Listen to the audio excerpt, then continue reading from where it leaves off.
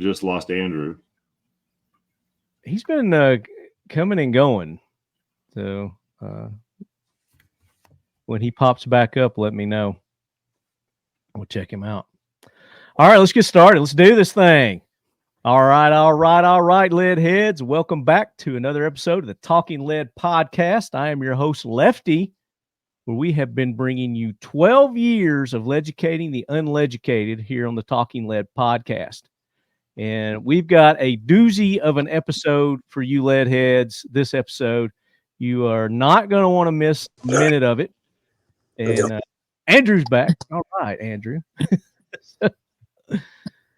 As you guys have seen on the social medias, or maybe you haven't because a lot of you listeners aren't on the social medias, I made a post letting you know that we're going to be talking about executive protection this episode. And I think you know where that's going to lead to. Who's typing? Someone is typing like a fiend. Andrew, are you typing? It might have been me. I was looking for that overhead shot. Sorry. Okay, I'm going to mute you while you're looking for that. So sometimes we do that. So when you're ready to talk, just unmute yourself there, Andrew. And I've got a room full of executive protection experts on this podcast, and everybody is a veteran of the show. So that's awesome too. I don't think we could have gathered a more knowledgeable group of people to talk about this topic than what I've gathered here. I don't think you're going to see it on CNN. You're not going to see it on CBS. You're not going to see it on Fox. You're not going to see it on Joe Rogan. We have gathered the cream of the crop here, ladies and gentlemen. So we are going to be talking executive protection, and we're going to be breaking down and analyzing the fiasco that happened this weekend with the Trump attempted assassination. I know everybody's seeing all kinds of information. You're getting your information from all these different places, and everybody's saying different things and different opinions. But you're going to get the facts, nothing but the facts here from our panel of experts that we have gathered. And as you can see here on the screen for our viewing audience, and for those who are listening, I will go through the roster here that we have, just one by one here. To my right, we have veteran of the show. He was one of the first guests we ever had on the podcast up in our early 20 episodes. Met this guy back in 2013 at one of the NRA conventions. Jim Irwin, the Kraken, ladies and gentlemen. Hey, thanks for having me back on the show, Lefty. Yes, sir. Jim, thank you for joining us. Also joining us to his right, according to my screen, we have the Colonel himself, ladies and gentlemen, Brian Seaver. Brian, welcome in. How you And doing? Brian was on episode 387.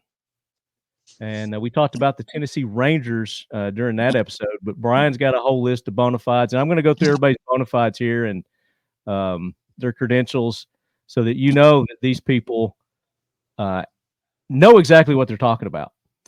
So now we'll go down to second row. To directly below me, we're doing the what's that TV family that had the little boxes and everything? The Brady Bunch. We've got Andrew Cousins, ladies and gentlemen. Andrew was on our 422 episode 422, and Andrew, welcome in. Good to be back, Lefty. Andrew is an author. And we talked about his book, A Failed State, on that episode. He's got a couple of books out, but we're going to talk more about that. And then to the bottom right, ladies and gentlemen, another author. We had him on the show. It was episode 504, Daniel Fielding, The Asset Mindset, ladies and gentlemen. Daniel, welcome in. Great to be here. Great to be back, and with such a great group of guys. Absolutely. This is going to be fun. And another thing that you all have in common, and maybe Andrew, you do too. I don't know. Maybe we haven't talked about it, but you guys are all executive protection for celebrities and celebrities in the music industry, which is pretty cool. And I'm surprised you guys have never met. That's surprising to me. They don't let me out a lot.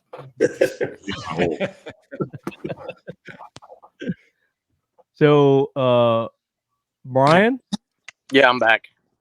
you're back, but you're not. Oh, we got you on here twice. So Uh-oh. let me kick you from that one. There. Now you just changed up my whole screen roster. But Sorry. that's okay. Hey, I got moved to the top row. I'm all for it. I got moved up, promoted. There you go. And I can move you guys around as we get into this. So we're going to talk executive protection here. First off, we're going to go into what executive protection is, so you guys can get an idea of what it actually means, what the job description is, what's expected, that kind of thing. But before we do that, I'm going to give your bona fides. So Jim is 11 and a half years U.S. Army. He served with the, how do you say, the 2/75th Ranger Regiment? 2nd of the 75th Ranger Battalion, so 275 Rangers, 2nd Battalion. Perfect. Real Ranger. Yeah. Ranger tab and scroll. Yeah. There you go. Also, Delta Force. You want to throw that in there. He's got a whole list here. High Threat Protection Specialist, DYN Corp, Bosnia and Herzegovina.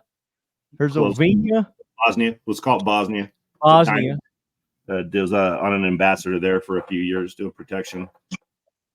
Triple Canopy in Iraq and Israel. Province, and you're gonna have to say that name too. Which one? That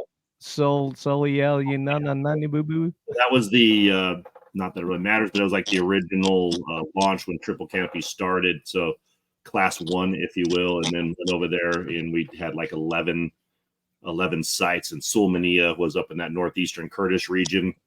That went about 3 months, and then I moved that team down to Basra in the southern hemisphere there, if you will, of Iraq. Right. Warm and balmy spot. He's now in the executive and celebrity protection business with, can we say who your principals are now or not? Oh, sure. Yeah, that's what we do. Slipknot. Yeah, I can't get you tickets, so. Damn it. Maybe I can just sneak in. You just let me know where you're going to be. You just leave that back door unlocked. Right. Yeah, that ain't like getting an Uber. Qualifications, experience, diplomatic security service training while in 1st SFOD Delta, FBI Advanced Firearms Instructor Certified, Executive Protection Training, Golden Seal Enterprises, multiple firearms training courses over the last 30 years, multiple awards, qualifications in the military to include leadership development, sniper schools, and shooting courses. A whole list of education here.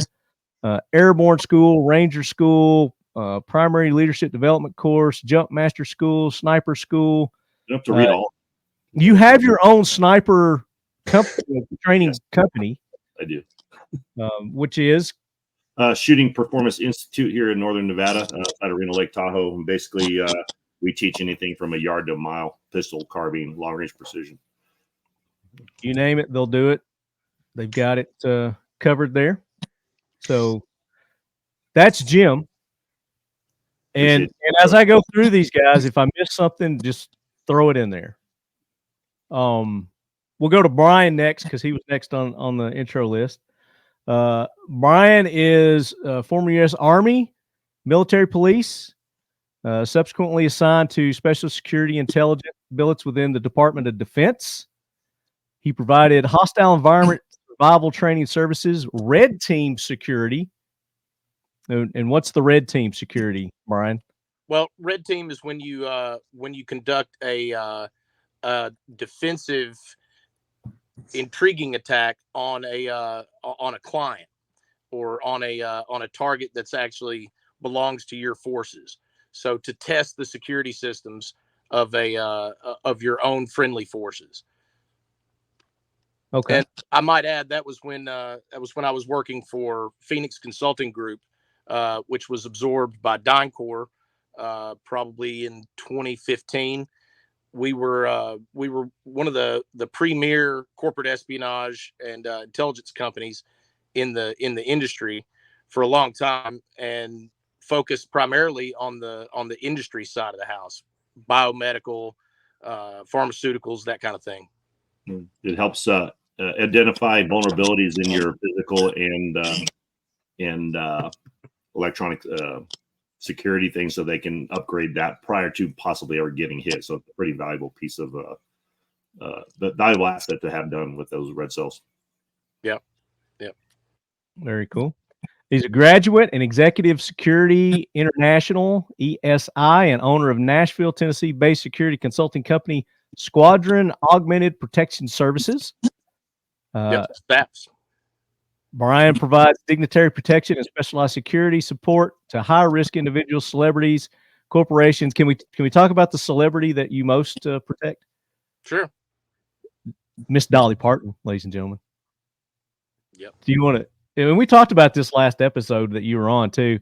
You have relations with Dolly. You're her nephew, is that right? Yeah, Dolly's my aunt. My mom is Dolly's middle sister, and my dad did Dolly's security for about 13 years before I did it.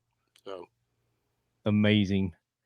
And then in 2019, Brian was appointed by Governor Bill Lee as Colonel Aide de Camp Governor's Staff, the highest honor granted to a citizen of the state of Tennessee for lifelong dedication and devotion to security of the state and protection of its treasures. And then, of course, the episode that you were on, we talked about the Tennessee Rangers. Give a little high level on them, and then they can go listen to the episode. So the Tennessee Rangers is a Tennessee Public Benefit Corporation and nonprofit charity. The original Tennessee Rangers in the 1900s were the first state law enforcement agency in Tennessee, and they were allowed to kind of peter out in 1923. They were never mentioned in the State Department records after that, and we reconfigured and reconstituted, rechartered the Tennessee Rangers in 2018. And since then, we've been conducting humanitarian aid, law enforcement support, special security services, that kind of thing. And SAPS, Squadron Augmented Protection Services, is a subsidiary of the Tennessee Rangers. Very cool. And if you guys want to hear more about that, like I said, we did an episode on it. It was episode 387. You go back, check that episode out.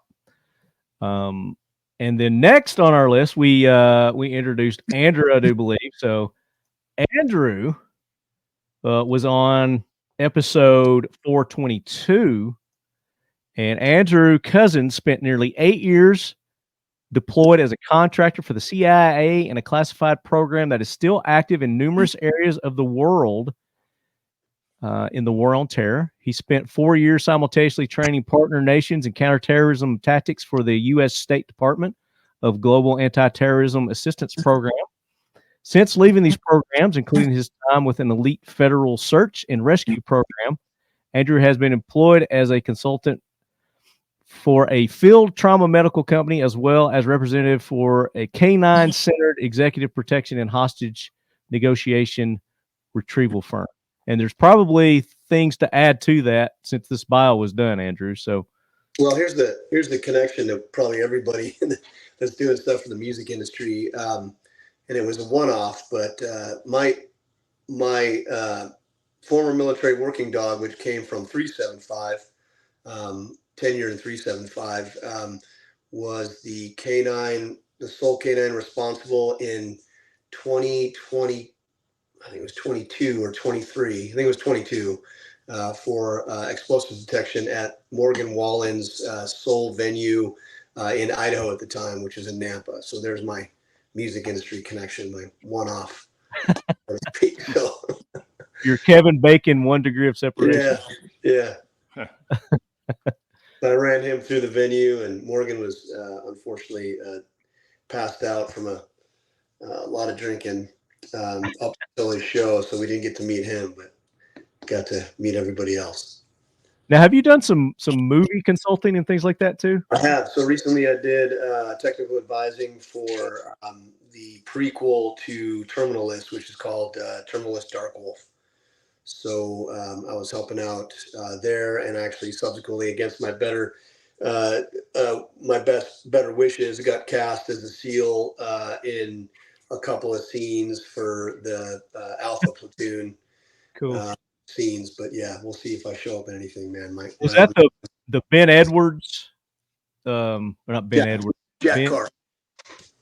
Yeah, Jack Carr, but the character that the prequel's on is based on the Ben character. Yeah. In fact, my experience there with Chris Pratt and Brent Edwards' character, which is I'm losing my train of thought here. He's a really good guy. He actually lives in Montana. The actor? Yeah, the actor does. Kush or something Kitsch? David Kitsch. That's and it. Started a non-for-profit veterans program that does like horseback riding or fishing or something. I can't remember what exactly they do, but he's pretty dedicated to the veteran community and doesn't show up in Hollywood unless he has to for work. So.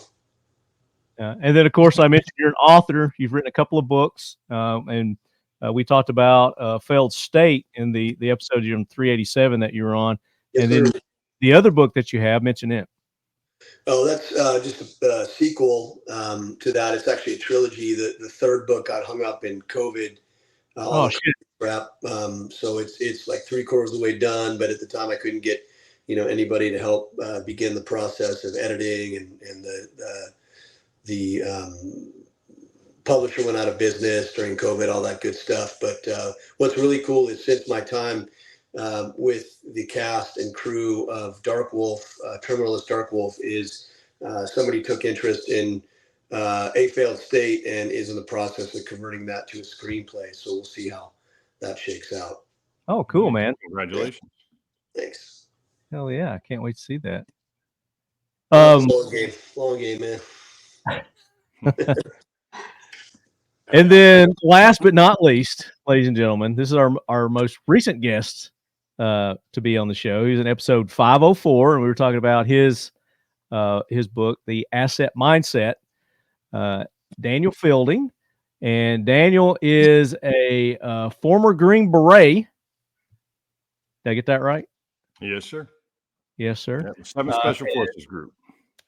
And I couldn't find like a really good bio on you, and you didn't send me one. So go into more detail about your military background. Well, like I talked about on the episode of my book, I was one of those guys that came in after 9/11. I wasn't married, didn't have any kids, and I saw people deploying. I wanted to support the troops. Best way to support them is be there by their side. I dug into the research and read a book called Who Schools and all the different things. And I was like, I want to be a Green Beret. So I went to the recruiter and I came in with the contract for Special Forces. And luckily I was stubborn enough and strong enough to make it through, and ended up over in 7th Special Forces Group, B-27, and deployed to Afghanistan. Did some cool stuff there, had some cool advanced special operation techniques schools and things like that with intelligence and counterintelligence, human and whatnot. I got out and I did security, executive protection for a little over 2 years with Celebrity, and that was great. Had a great relationship, but with GWOT still going on, and I'm sure most of your viewers know what that is, but Global War on Terror, in case someone doesn't. I went back and was doing DOD work. So I was working with NSW, Navy Special Warfare. I was working with MARSOC, working with Green Berets from every single group, my group, 7th group, 10th group, doing training, military exercises. And then I moved to Nashville.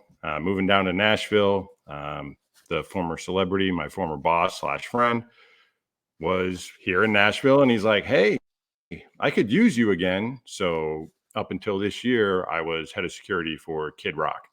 And what's, I think, really interesting, and I'm honored to be on the show here and discussing what's happened this past weekend, is obviously a lot of people know Kid Rock and Trump are friends.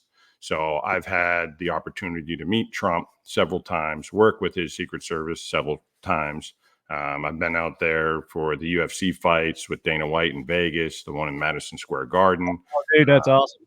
Yeah, things here in Nashville. So as far as how those people handle, the professionals, what they do, hopefully I can bring some insight to today's episode. But now I'm focusing more on my book and doing motivational speaking and helping people get their head right and get that right mindset to stop being a victim and to change their life and change the world for a better place. And if there's any other questions, I'll answer more, but I don't want to keep just running my sock.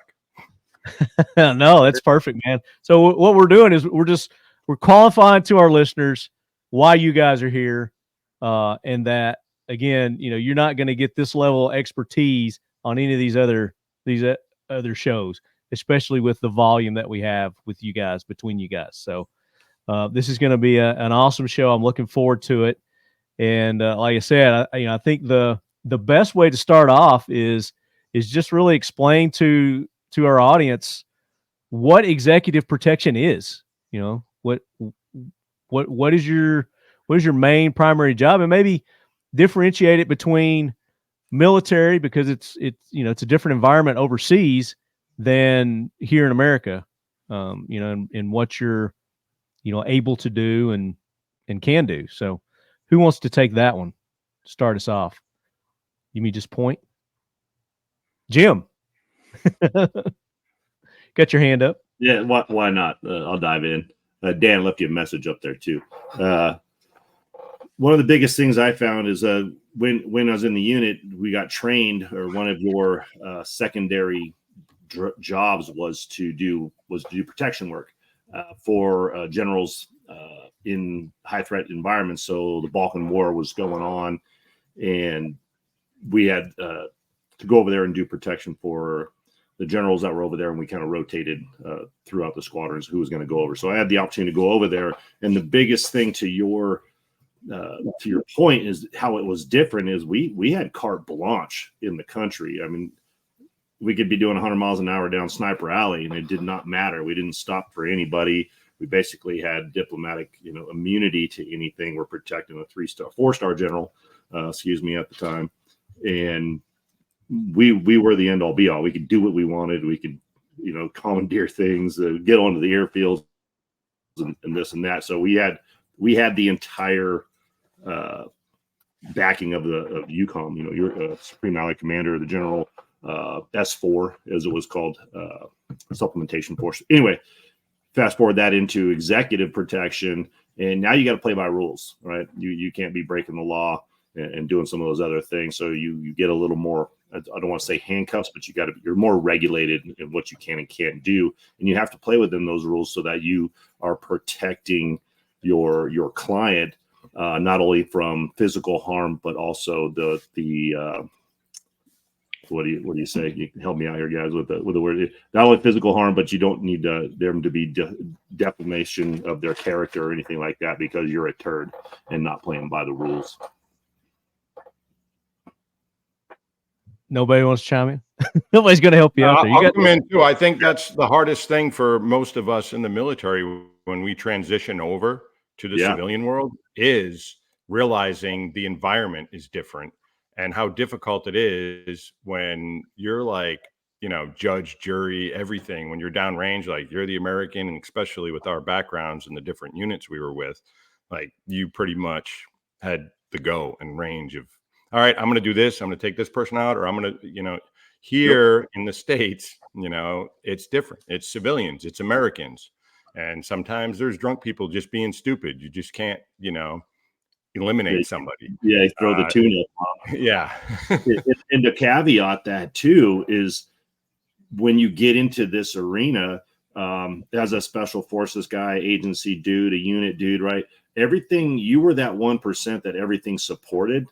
Now you're the support element, and you can tell them, hey, we should not do this in the unit, or when we're doing that stuff. And you had all that, or running in that military program thing. You say, hey, we're not doing this. We're just not doing it. If you don't do it for a high value client, celebrity, or something like that, you're looking for work. You give them their suggestions and say, hey, this is why I don't think we should do this. But at the end of the day, they're going to make the decision. You're either going to do it or you go find another job, or they take your suggestion and stay alive longer, or avoid some sort of bad, what's the word I'm looking for? Like, they get the shoe in the face, right? And you look like a turd on camera. So. Yeah, it's tough. That's one of the things too, is, when you're working with a client that's a celebrity or has status and they're the boss, but then at the same time, you need to be the boss for security at times.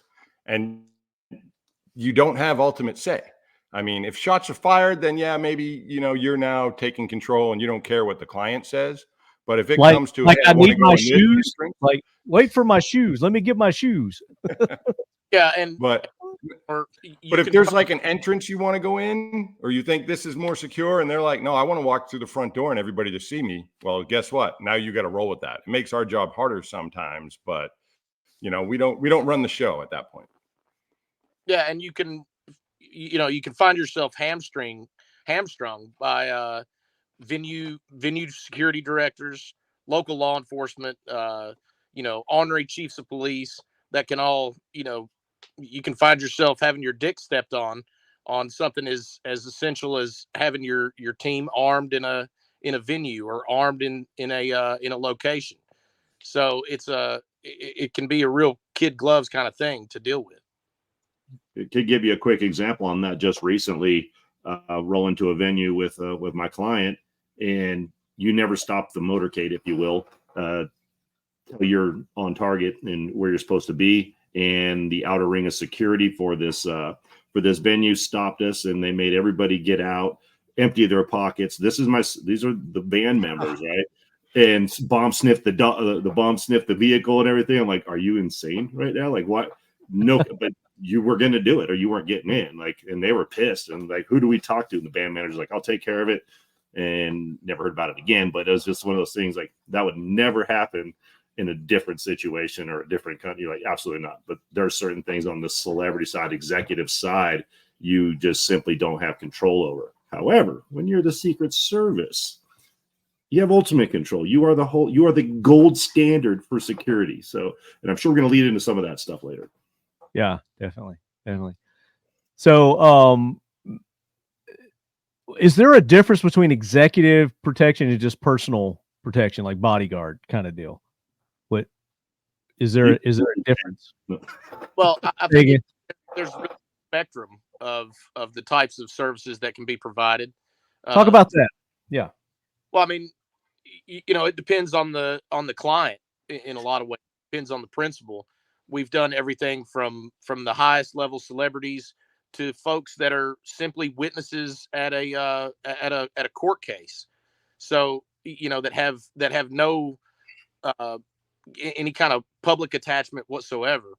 So, and there's a difference between celebrities and politicians. There's a difference between elected politicians that have state assets and politicians that are running for office that have private assets to do their security.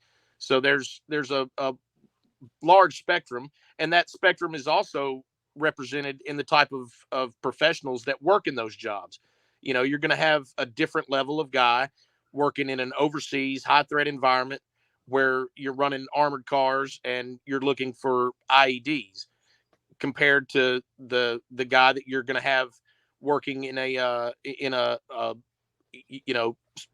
typically a celebrity security or a showbiz security kind of apparatus. The guys that are on this panel are a little bit less reflective of the norm when it comes to celebrity security. You've got some pretty high speed guys on this panel. Yeah. Can I add to that, Brian, if you don't mind? And you're exactly right on that. There's so many different levels of security and qualifications that go with that, or what's acceptable. So to give you an example, if we're doing security for a high value client that's mandated through, like, they're worth multi-millions, if not billions of dollars, there may be a mandate through their insurance that they have security. And guess what? You get a one-person escort, not a multi-person detail. Right. A lot of these bands will only do one or two people in that side. But if, like, say, for example, I did another one shortly, I did a band or a person in the pop arena, and that crew, it was shortly after I was Ariana Grande, and then the Vegas shooting, right? And there was 12 of us, SF, MARSOC. It was actually kind of a dumpster fire because there was too many roosters, and there was not too many hands. It was like we were picking at each other. Anyway, there's 12 of us, right? And most of it's 1 or 2, but you have an executive level, like look at like a Zuckerberg, Facebook, and multi-faceted, multi-dimensional mobility team, advanced team, a family team. And then I did a gig in New York. It was just me for 24/7 for 30 days. And then say Daniel would rotate in. He would run escort basically for 30 days. Nobody watching your 6. Different pay levels, different reasons and requirements behind it. And is that all dictated by the insurance companies, like you were talking about? It can be for to not really say exactly who it was, but say this is a foreigner who lives in New York City. Family is extremely wealthy, and the kid's going to go to NYU, and he's about 20 years old, worth a lot of money. And if he was abducted, blah blah blah, that type of stuff, life insurance. They probably think that, hey, yeah, put a dude on this guy so we can at least say he had security. Tedious. That was absolutely tedious. They give 2 shits, man. Like, they really didn't. Yeah, you'd find out like the day later. Your bros would be like, "Hey, I saw him in the club. Where were you?" I was at home sleeping because he snuck out. What do you do, right? And then you have others that, like a high value client, maybe it's just a very wealthy family, and that's their first time with security, and they have no idea what it entails, and it just blows them out of the water. And they're just, in any given day, you could be fired because there's no HR. You just look, they're just crossed that day, and you say something wrong at the wrong time, you're gone. So there's a massive gambit right in this, and every one of us could probably give you a story or 2 at least on how that goes. I want to hear those. We definitely want to hear those. And again, of course, you got to leave people's names out or locations. That's fine. But yeah, we definitely want to hear about some of your more interesting stories. But back to the different types of clients and protection services that you guys offer. When you're doing your solo protection gigs, how far in advance are you casing out or do you get? I mean, you may not get notice. I guess it depends on how much notice you get, as if you know where you're going to be and doing the research and casing it out prior to, and that kind of stuff. Yeah. When I flew solo, it was difficult, because you're flying in with the client, you're on their plane, you're showing up. So everything was pretty much, and I hate to do it, but it was all digital, Google, Recon, calling, talking to people that are at a venue or whatnot, at a hotel. The hotel ones or appearances are the hardest. Venues actually aren't that bad because there is venue security. They have a understanding of what's expected, or they know what to anticipate when a celebrity comes in for a show. So that's not as bad. But going to New York City, going to Vegas, going to different things, or, oh, hey, guess what? We have a change in the schedule. And you just have to roll with it, adapt, improvise, and overcome. Like we all say, it's cliche, but it's absolutely true. And that changes based on clients too, because some clients plan way ahead. Some of them get a phone call or a text and then they want to change. So it's also difficult on recognition. Some of the clients, like Jim was talking about, people that are very established or billionaires or own wealthy companies around the world. Well, you can walk down the street and nobody's going to know who they are.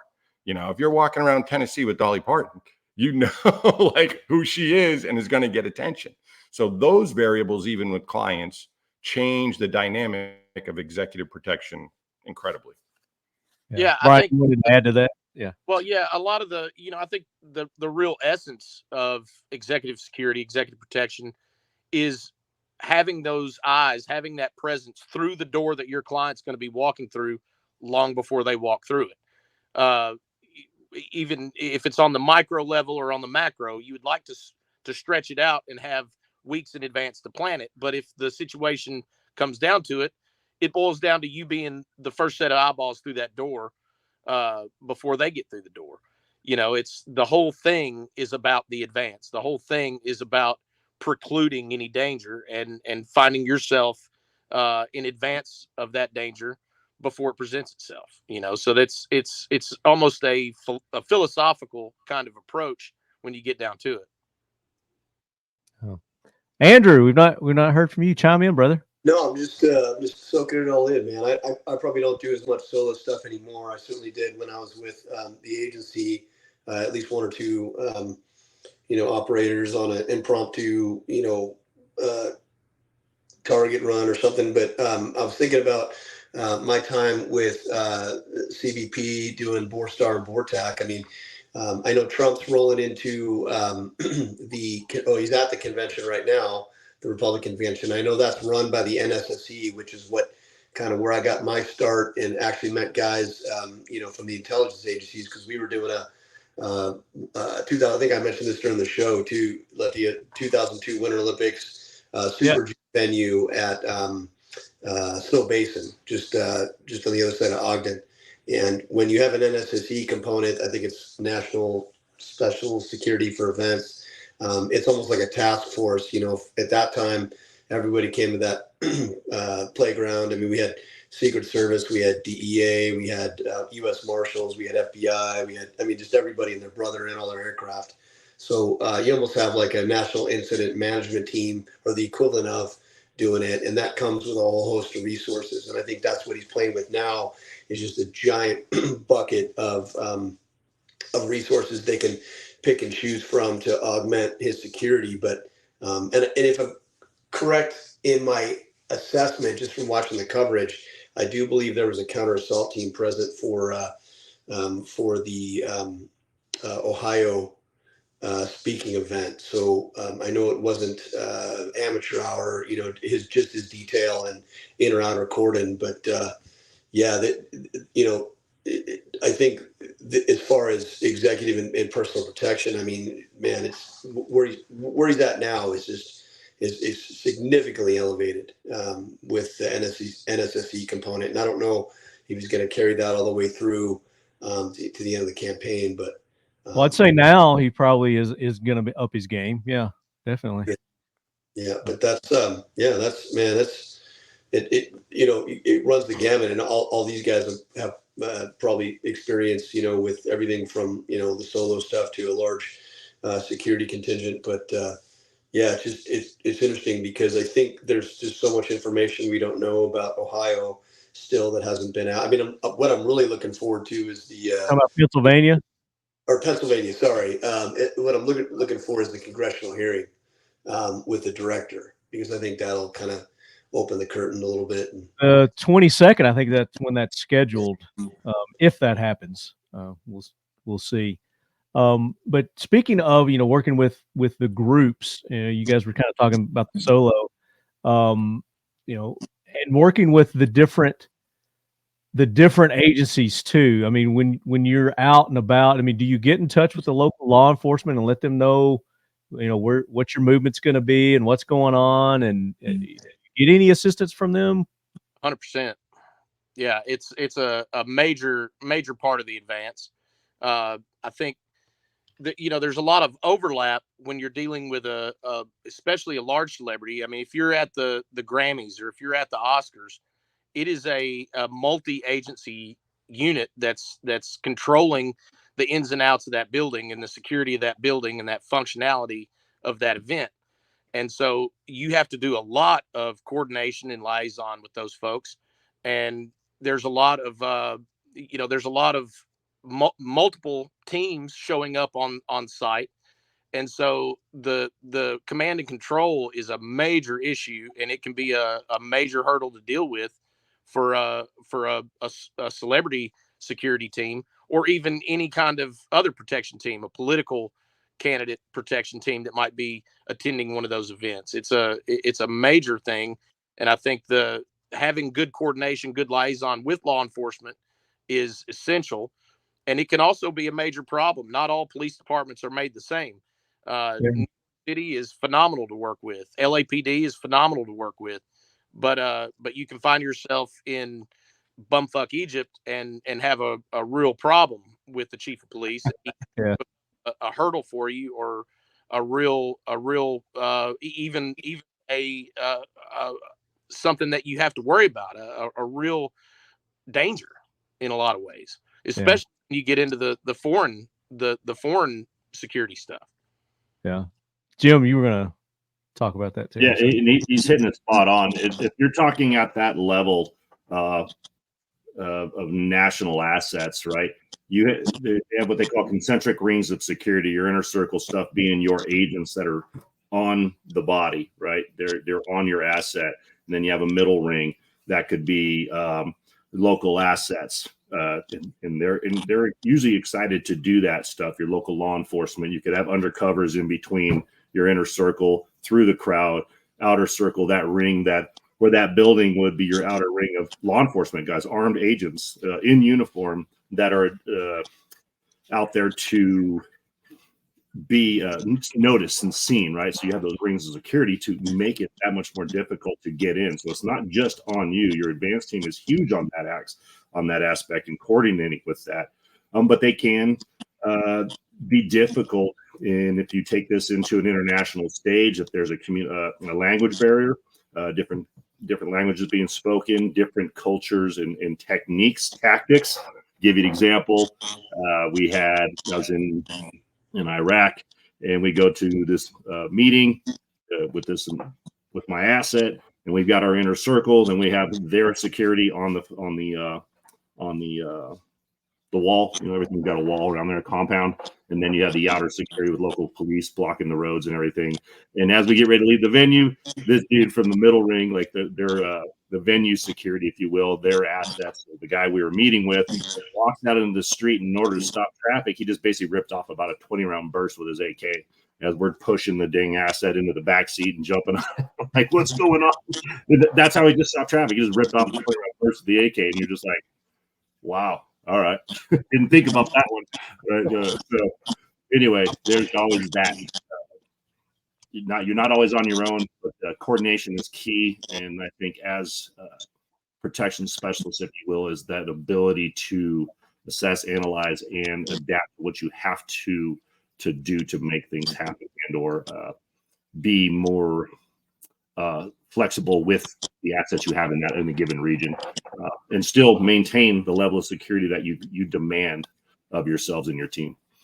Yeah, and I can imagine, especially with the level of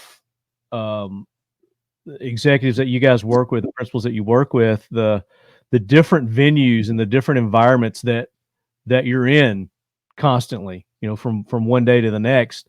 With Dolly, she's a movie star. She's a singer. She does, football games, baseball games. She does, charitable events. And that's got to be a nightmare to be able to plan for all the different. Yeah. And works around every governor, works around every president. There's still a lot of overlap, and being embedded in a host security team as another security team can be very problematic. Over the last, I guess, 6-7 years, I've been working a deal with a client of mine, Peter Greenberg, who produces a show called The Royal Tour. And we go to a foreign country and we rendezvous with the head of state, the king, the prime minister, the president. And we travel around with them for a month, embedded with their security team.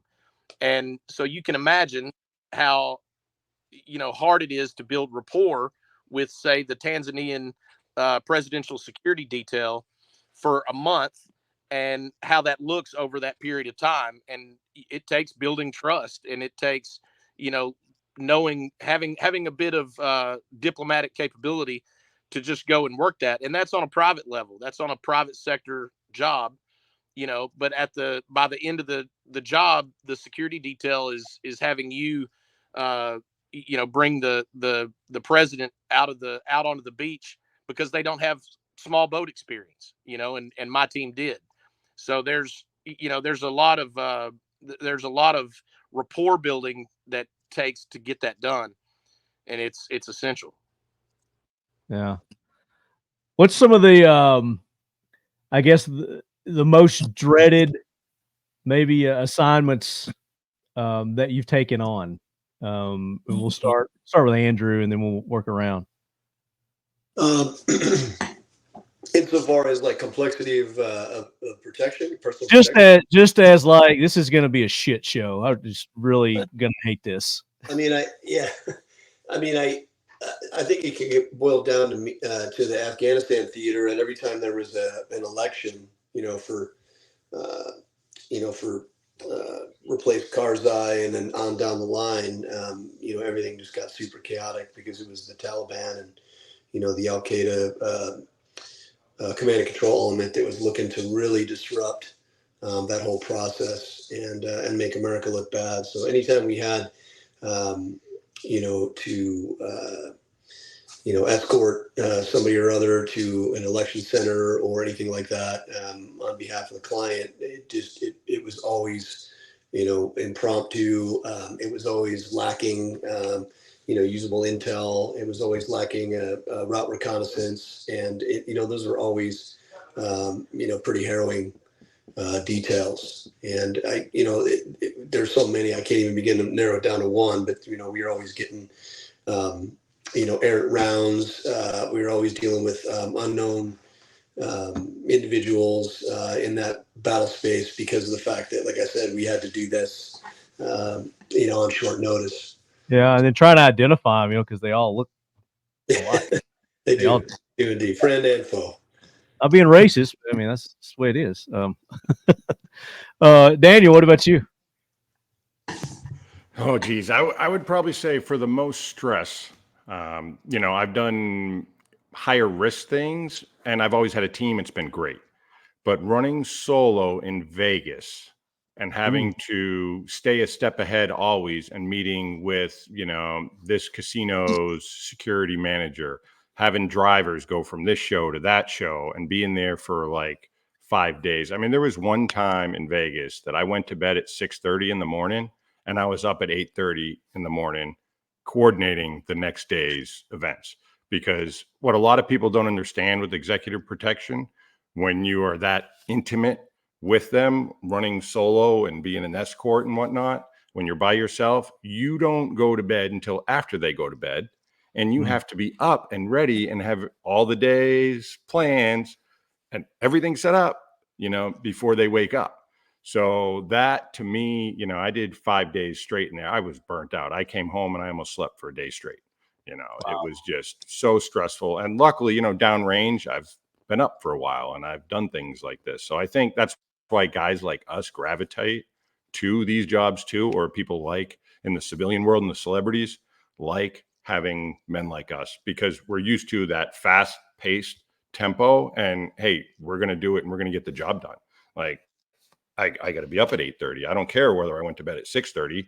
I got to make sure the driver and then the venue and where we're going in, what side entrance, all those things need to be planned out ahead of time. You can't just be willy-nilly with your client, just like, oh, you're walking with them. Well, then you're not really security. You're just part of the entourage. Yeah, and you mentioned Vegas, and I know Jim, is living out there, and he's done a lot out there too. Working with those casinos and those hotels and the local law enforcement there, because they are used to having, those high profile billionaire celebrity, type people out there. How difficult is it to work with the hotel security and the local law, because they've got a reputation themselves, the Las Vegas. Yeah, go ahead, Jim. Yeah, and he hit it on the head on that one. Because of our personalities and the guys who seek these higher echelons one, and that's not to say we're better than anybody else, is we hold ourselves to a different standard. Therefore, we refuse to fail. We will go without sleep because we also approach it as, if I mess up, somebody dies. That's the level of that you have to have it in your head. Not, hey, might look bad or get embarrassed, but like if you don't plan for survival and making sure nobody gets hurt, you can fail in that aspect. I'll give you a story, not on that, but I was just to highlight what Danny was saying. But like Vegas is like the shit show of shit shows when it comes to security. Everybody's a tough guy, right? And I'll give you two examples of everybody's a tough guy. So wasn't even doing security one year, going to SHOT Show, and I reach across in SHOT Shows. Usually it was at the same time as the adult video entertainment awards things.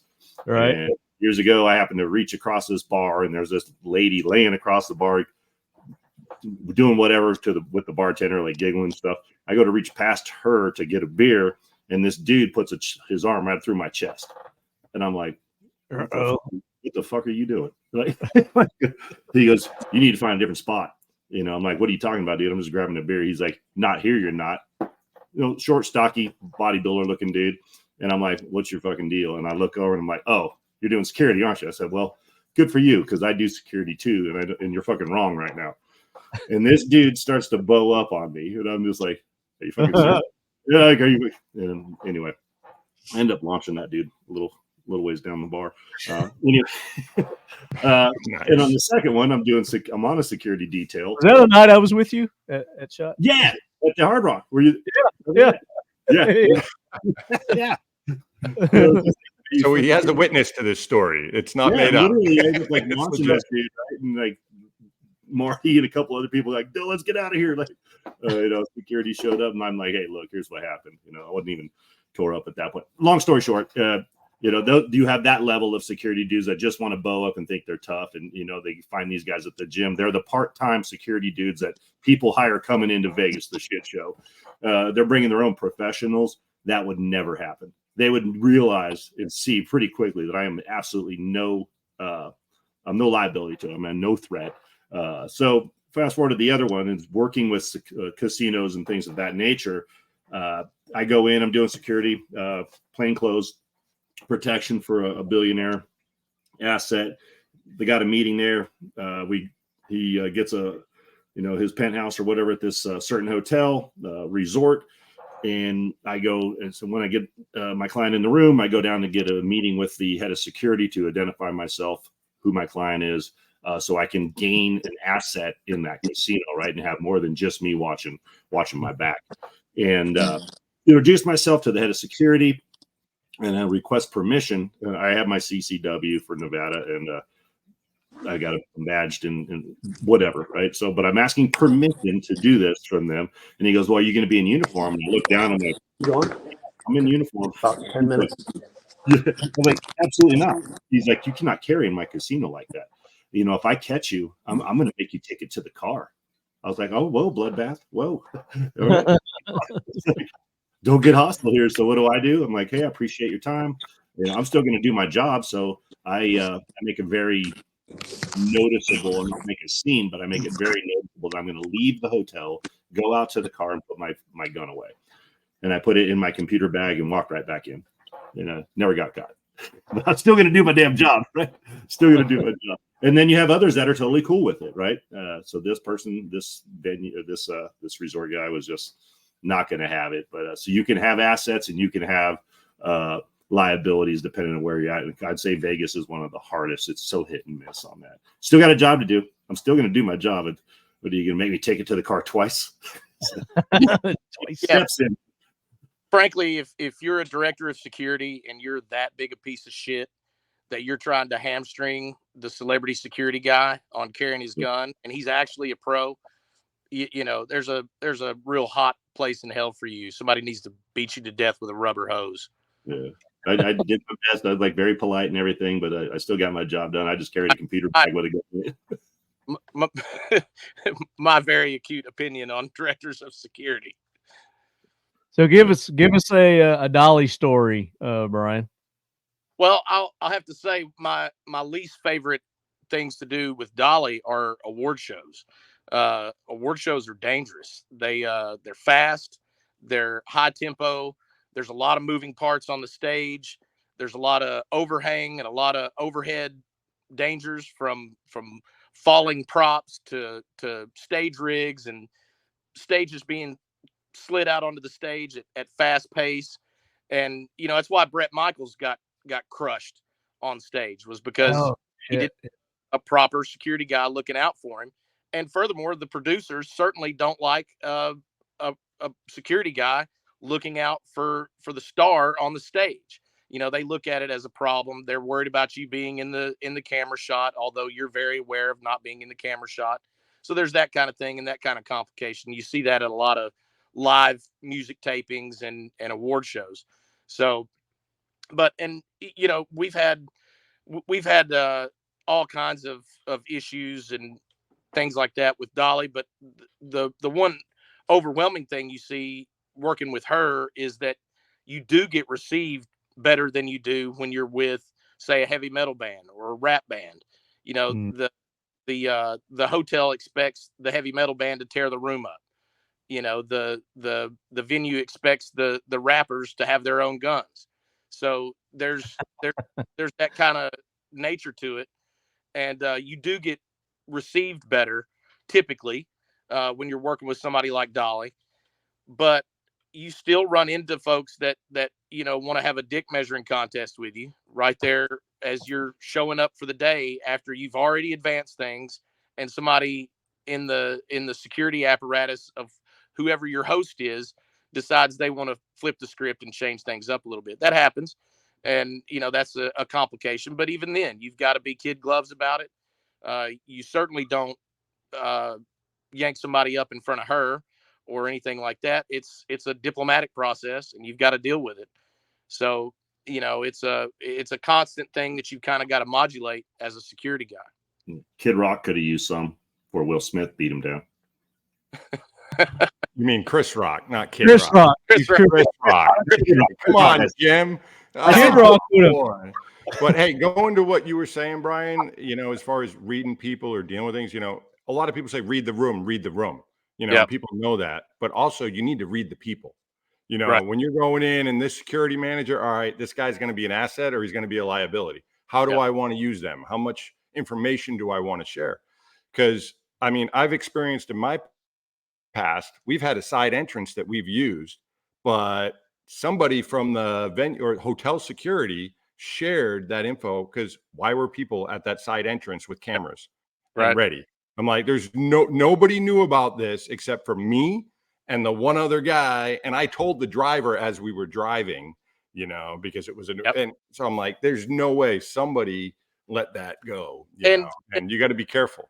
TMZ knows that. The TMZ paparazzi, those guys know that. They're good at their job, and they network just like we do. They do in advance.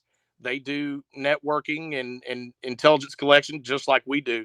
Some of them are really good at it. The good ones will listen to the security guy. When we're in New York, I make a point and have made a point over the years with the paparazzi to let them know, hey, when we show up at a location, if we're showing up at 30 Rock, we obviously at 30 Rock, you've got a long walk. You've got to walk in public to get to the spot. There's no way to drive into the building. That's just kind of the nature of working there in New York on that location. And the paparazzi will chase you. But over the years, I've told them, if you'll just wait down here, I will show back up as soon as I get her safe into the building. I'll come back and I'll collect all your memorabilia that you'd like to have signed, and I'll take it back up to her and I'll have it signed, and I bring it back out to them, and everything's signed and everybody's happy. And then I don't have folks chasing me around. And that's a masterclass move in managing expectations of them and controlling that fever pitch. That's a brilliant move because now they know that you can manage their expectations. They're not trying to rush and bum rush her to get this maybe a signature, right? And you've given them a standard, right?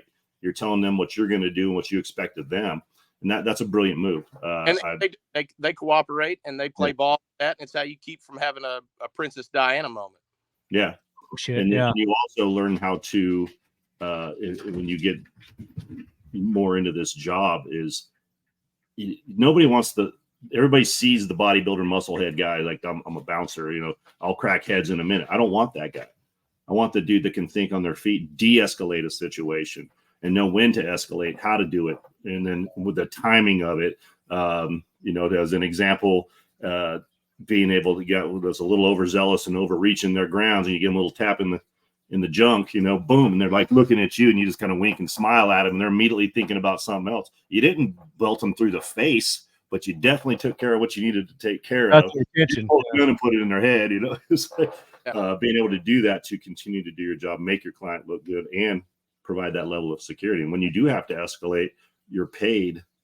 Your background in your profession, the previous profession, I think is why you're hired at this level, or our backgrounds.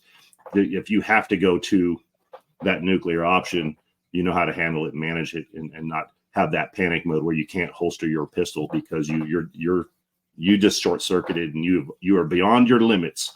And you maybe know who I'm considering talking about at that. Yeah. Which is a bigger concern, the paparazzi or the fans? That's a tough one. I think the correct answer there is the unknown contact. It's kind of like Craig Douglas of ShivWorks says, it's a process of managing unknown contacts, and really everybody you're dealing with, if they're not part of your entourage, if they're not part of your security team, even if they're part of the host security team, they can be an unknown contact that you have to manage and deal with, possibly, potentially as an adversary. You never know what you're going to get. You never know who's working there. A lot of these folks that work in venues are fans. A lot of the paparazzi are fans. So, but on the same token, the fan is the boss. The fan, in a lot of ways, is the job. You have to take care of those folks. The client is there to see them. They are there to see the client. And, without the fans, you don't have a job either. So it's a very precarious situation, but you have to be good to the fans so that, especially in the music industry really, really values their fans. And you'll see it, especially in the heavy metal world. You will never find more cordial security people than at the highest levels of the heavy metal world. Metallica, Slipknot, etc. Those guys always have, they treat the fans right. They treat them with cordiality. They're complete gentlemen with those folks, unless they have to be, hands on. And even then, it's time to not be nice. It's still kid gloves. Yeah. We had a scenario, if you will. I was out with that pop star, so it was Taylor Swift, and we all were armed, right? And it's like, and then there was a decision made by management that if you're going to be armed near the stage, that you need to wear a fanny pack, so there's no way your pistol can fall out if you have to get on stage. And the mandate was 0 tolerance on anybody getting on stage. I'm like, game on, right? I'm in on this one, right? But now I have to wear a fanny pack. I'm like, I hate to be, usually it sounds stupid, but I'm a trained freaking professional. You hired me for a job. I've got a holster that fits my gun, right? Fanny pack. And I said, and there was like they were going to be embarrassed if our pistol fell out while we're disengaging a rabid fan on stage. And I'm like, what's more embarrassing, me maybe dropping my gun, which ain't going to happen, or me front kicking a 17-year-old gay kid straight off stage? It's like, let's look at the fan base. And it became kind of a joke. You get that $100,000 bonus? Yeah. I'm pretty sure I'm going to just get destroyed on social media for front kicking something. Not a pistol fell out on stage, which was never going to happen. But he didn't hear what I said. Yeah, I said, did you get that $100,000 bonus? You said, yeah, that was after my time. Dang it. No. So, my girlfriend's son works for Taylor. He's like does stage setup or something. I don't know exactly what he does, but he got that $100,000 bonus. I was like, rrr. So it looks like we lost Andrew. Well, he is a spook, so he just ghosted. He did. He did what spooks do. So maybe he'll join us back. But I know you guys are short on time, and I want to get to your thoughts on what happened this past weekend on the Trump assassination attempt. And let's kind of dissect it a little bit and maybe give people a little better idea of maybe what happened, what didn't happen, and to the extent that I don't know how closely you guys have been following this. I haven't been following it that much. I mean, I've been listening here and there a little bit. I've been really trying to watch like the CNN side of things and seeing what they're saying, and what their take is on it. But if you haven't heard, there was an assassination attempt on Donald Trump this past weekend. And it was a miracle that he's not, brain splatter everywhere. So I don't really know where to start other than maybe just kind of throw it to you guys and kind of get your take. Everything I'm seeing is look like somebody has fucked up royally. To get a 20-year-old kid, who, I mean, and we're still waiting on all the information to come out on this kid, but didn't know his ass from a hole in the ground, was able to get this close and get that many shots off. for one. It's a cascade of so many ways. Yeah. Epic proportions at that level. Yeah, I think On So- many- yeah, too, at that level, like, many levels. it's ultimately we all know it's a failure because there was shot fired, he was hit, and that's unacceptable. You know, there was a failure. Who exactly is the failure? I don't think it's any one thing. You know, there's multiple variables that goes on. I think for me and the job like we've done and we do, or what I've seen when I've worked with the, you know, Secret Service in the past, is the advance. You need good advance. And I don't know every little detail about the advance. I wasn't there at this event, but I don't think it was done well enough. And then they didn't cover, you know, the circles and the bubbles just weren't big enough. And there shouldn't have been any way that anybody could get on a roof. That should all have been, Point covered. blank. That should have never even been a thing. And like Andrew's saying, it's failed on many levels. But if you even back it up a bit beyond this venue or the event, it starts with the training, the selection of Secret Service agents, the level of their training, and even at that level, who do you think's got the number one team? Right, the president, and then you have the next level of dudes, and then the next, all the way down to the uniformed officers at the gates of the White House, right? So what level of training and quality of agents did a former president and candidate get, as opposed to, you know, the A team, if you will, that surrounds the president? So there is a lack of, from what I can see in the videos I've seen, there's a lack of training, a lack of concern. Even from what I've read, is they knew about this guy 20 minutes prior. And I say they, like the Secret Service agents, whoever, whether the advanced agents, probably not the inner ring guys that are around the president or the former president, but there was information being shared from assets on the ground, and it was basically just blown off. And even the counter sniper teams were aware of this guy on the roof with plenty of time to send some sort of asset security armed officer to that area to figure out what was going on and not even have to fire shots. How did it even get that far is the massive question. And where was the So I'm hearing that they knew about this guy. They were made aware of him 20, 30 minutes before. Yeah. And nothing happened, not removed from the venue, anything. How does that happen? How do you not de-escalate a potential situation long before it ever gets to that position? And again, an armchair quarterback stuff, you just happen to have some assets on your show tonight that actually. Well, that's exactly what we're doing. I mean, we are Monday morning armchair quarterbacking this, and that's all we can do at this point because none of us were there. I don't know that any of you guys have talked to anybody that was there. Maybe you have. No. But I mean, that's all we can go by. And based on the information that we're getting, you know, we're trying to take in good and filter out the bad. And that's why, you know, I wanted to have you guys on here and, you know, just start off with that and say that, you know, this guy was identified at least 20 minutes before the shooting occurred at the front gate with a spotting scope, walking around with a spotting scope. There's video of it. I just watched the video of him walking around the same building that he shot from with a rangefinder, looking through the scope. And apparently, by virtue of numerous interviews now, it would seem that the building that the shooter took the shot from had a local SWAT team inside the building. Inside, right. Inside the building. Not on top of it, denying access to any elevated position. Right. Sadly to say, you know, EP 101, you know.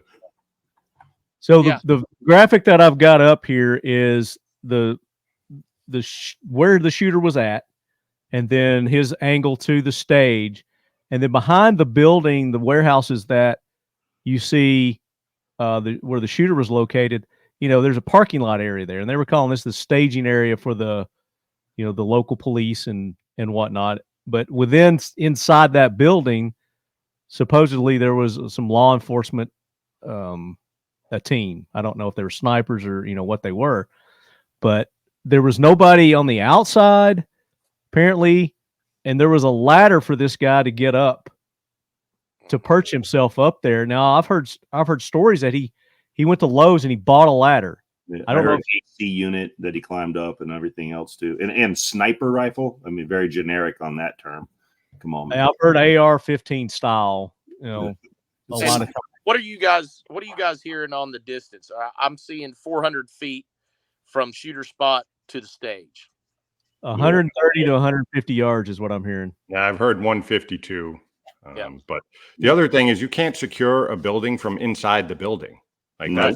that's a rookie mistake. Like you're just sitting in there, like you don't know what's going around. You can't see through walls and everything. Like you know, you got four sides. I mean, every operation I was in with the military or doing anything, you want to secure a structure, you're on all sides of the structure. You're not just sitting in there. So there's a lot of things that just, I think that's complacency.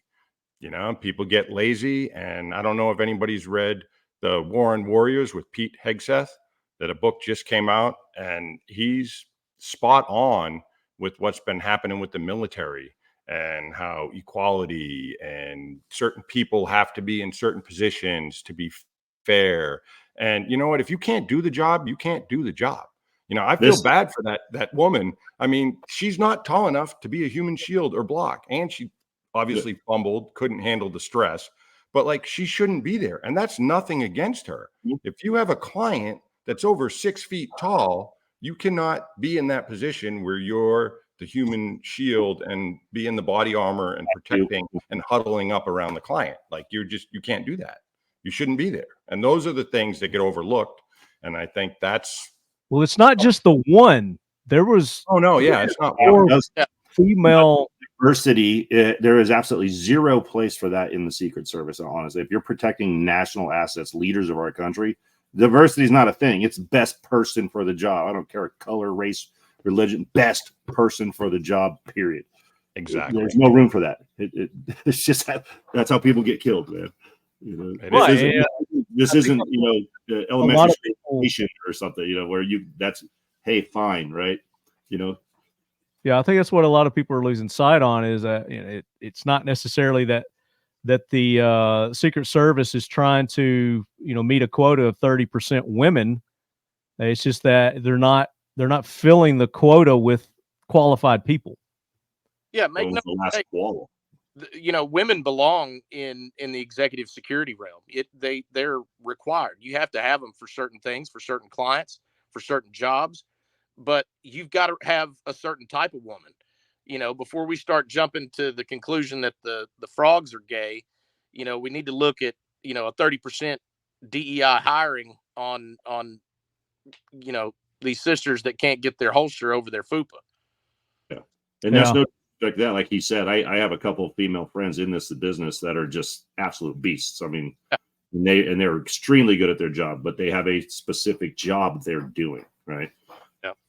Yeah, and if the guy was 5'4" and fat and out of shape, he shouldn't be there. That's not. It doesn't matter, Like you can do a simple football analogy. You got your quarterback, Tom Brady or whoever, pick somebody, and you're going to put a small little lineman to protect him and block. No, you're going to have the biggest, strongest, beefiest dude up there on that line that's going to protect him. And we should be running everything like that across the board: Secret Service, military, everywhere. Well, and that goes to the private sector, us private sector guys that used to be in and used to be something special. A lot of us, start getting fat when we get in the private sector, and we start losing those marksmanship skills when we get in the private sector. So it's essential, that you keep up on those skills, that you stay fit, that you're capable, and furthermore, having a team, you've got to train with that team. If you're going to be running an outfit, they have to be seamless. They have to be capable on an evacuation, on a motorcade, on an attack on principle. It's essential that they constantly have that familiarity with each other and how each other moves and reacts and smells and feels. And if you are getting to that, I'm in my 50s now, man. I'm not doing those type of details anymore because I'm not going to keep up with the dudes that are coming out of the military and at 30 years old and 5% body fat. I take a lower risk job so that I don't become a liability to my client. I still have a boatload of knowledge, 30 plus years of knowledge and experience behind this and avoiding contacts, but I'm not going to go run 2 miles behind a motorcade. That sure as the hell ain't happening. That's right. So another thing is, again, 20 to 30 minutes before they've identified this guy, he's walking around, they lose sight of him. And then I think it was like 3 to 4 minutes before that, there's video of this too, and that's the great thing about cell phones is everybody's got a cell phone and, they're videoing this. So there's no telling how many different angles they've got of this and probably things that we'll never see. But, they're pointing it out. It's like, hey, this guy's on the roof. Plenty of time for law enforcement to, that's on the ground down there to do something. Well, how you slice it, they let this guy take a shot before they engaged him. And I mean, that's the big deal here. Whether there was a miscommunication or it was a lack of deconfliction or whatever it was that caused that problem, they were looking at that guy and observing him and let him take a shot before they engaged him. So, take it for what it is. I don't know if it's a conspiracy or if it's just a lack of poor decision making. Poor decision making, lack of deconfliction, lack of just the fact that this guy was able to get up on that rooftop that close, that place wasn't locked down, 360 degrees and up and down is just baffling. But I think what we're going to find out is that this wasn't just, a fluke that happened that day, that this is something that has been building with this agency over the last few years. And again, it has nothing to do with the females or, their diversity hiring, whatever it may be. It's that they haven't been hiring the right people, and the incompetence that has infiltrated and been allowed to come into that agency, and not just that agency, but I think that's where we're going to find. Ultimately, this has been happening and built up over the last few years is why this has happened. Yeah. Daniel, Daniel may be able to speak a little bit to this on Trump's security detail, but it's my understanding, and I've heard this, I don't know if it's true, that Donald Trump actually retains a lot of his former private security guys that operate and move with the Secret Service detail now and at his homes, etc.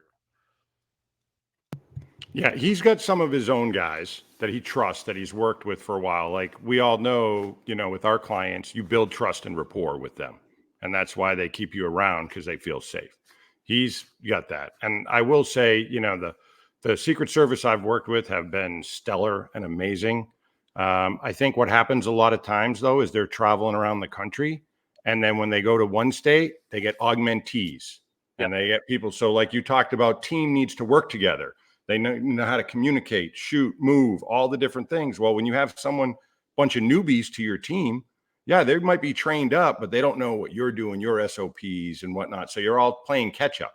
That's why I think the Advon was really lacking, because the team needed to get together prior. And I think the other thing that we've just keyed on is the dissemination of information.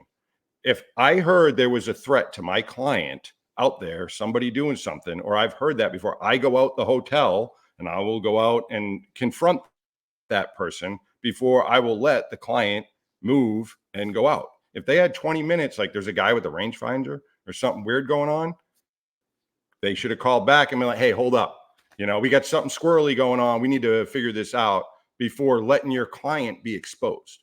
I think that probably is one of the biggest things, if that works out to be true. I wasn't there on the ground. I don't know the calls that went over the radio, but there's absolutely witnesses that say they were reporting that individual climbing up on the roof and going up there to the police and to Secret Service minutes prior to the shootings. That as soon as that happened, hey, we got a situation, boom, over the radio, that should be flying through everybody's ears.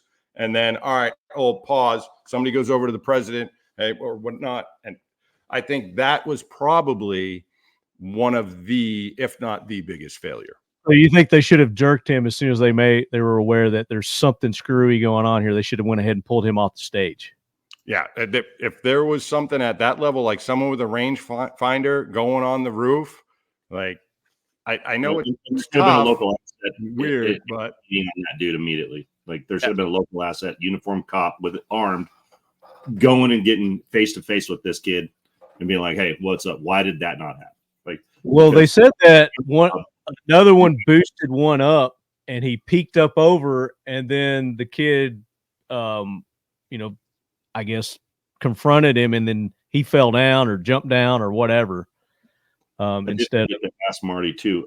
The Clintons don't subscribe to your podcast, do they? Because if so, I need this scrubbed. he's insulting the Clintons. Yeah. So yes, I think, and I've heard different opinions on this, is that, once that alert went up, it was like, hey, we've got an unknown going on here. They should have pulled him, secured him, and then, figured out what was going on. And then if everything's okay, then, put him back on stage.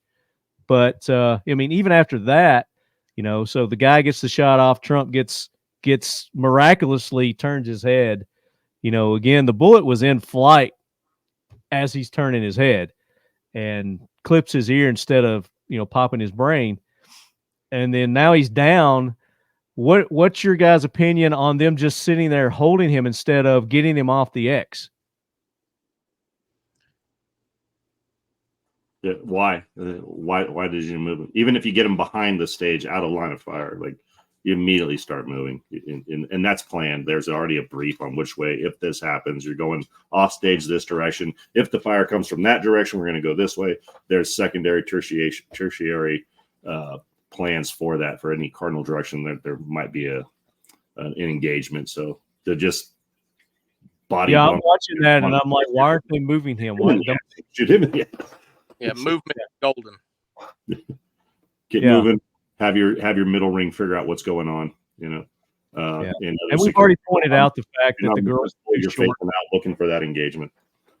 Yeah, and we pointed out that the agents that were there were too short.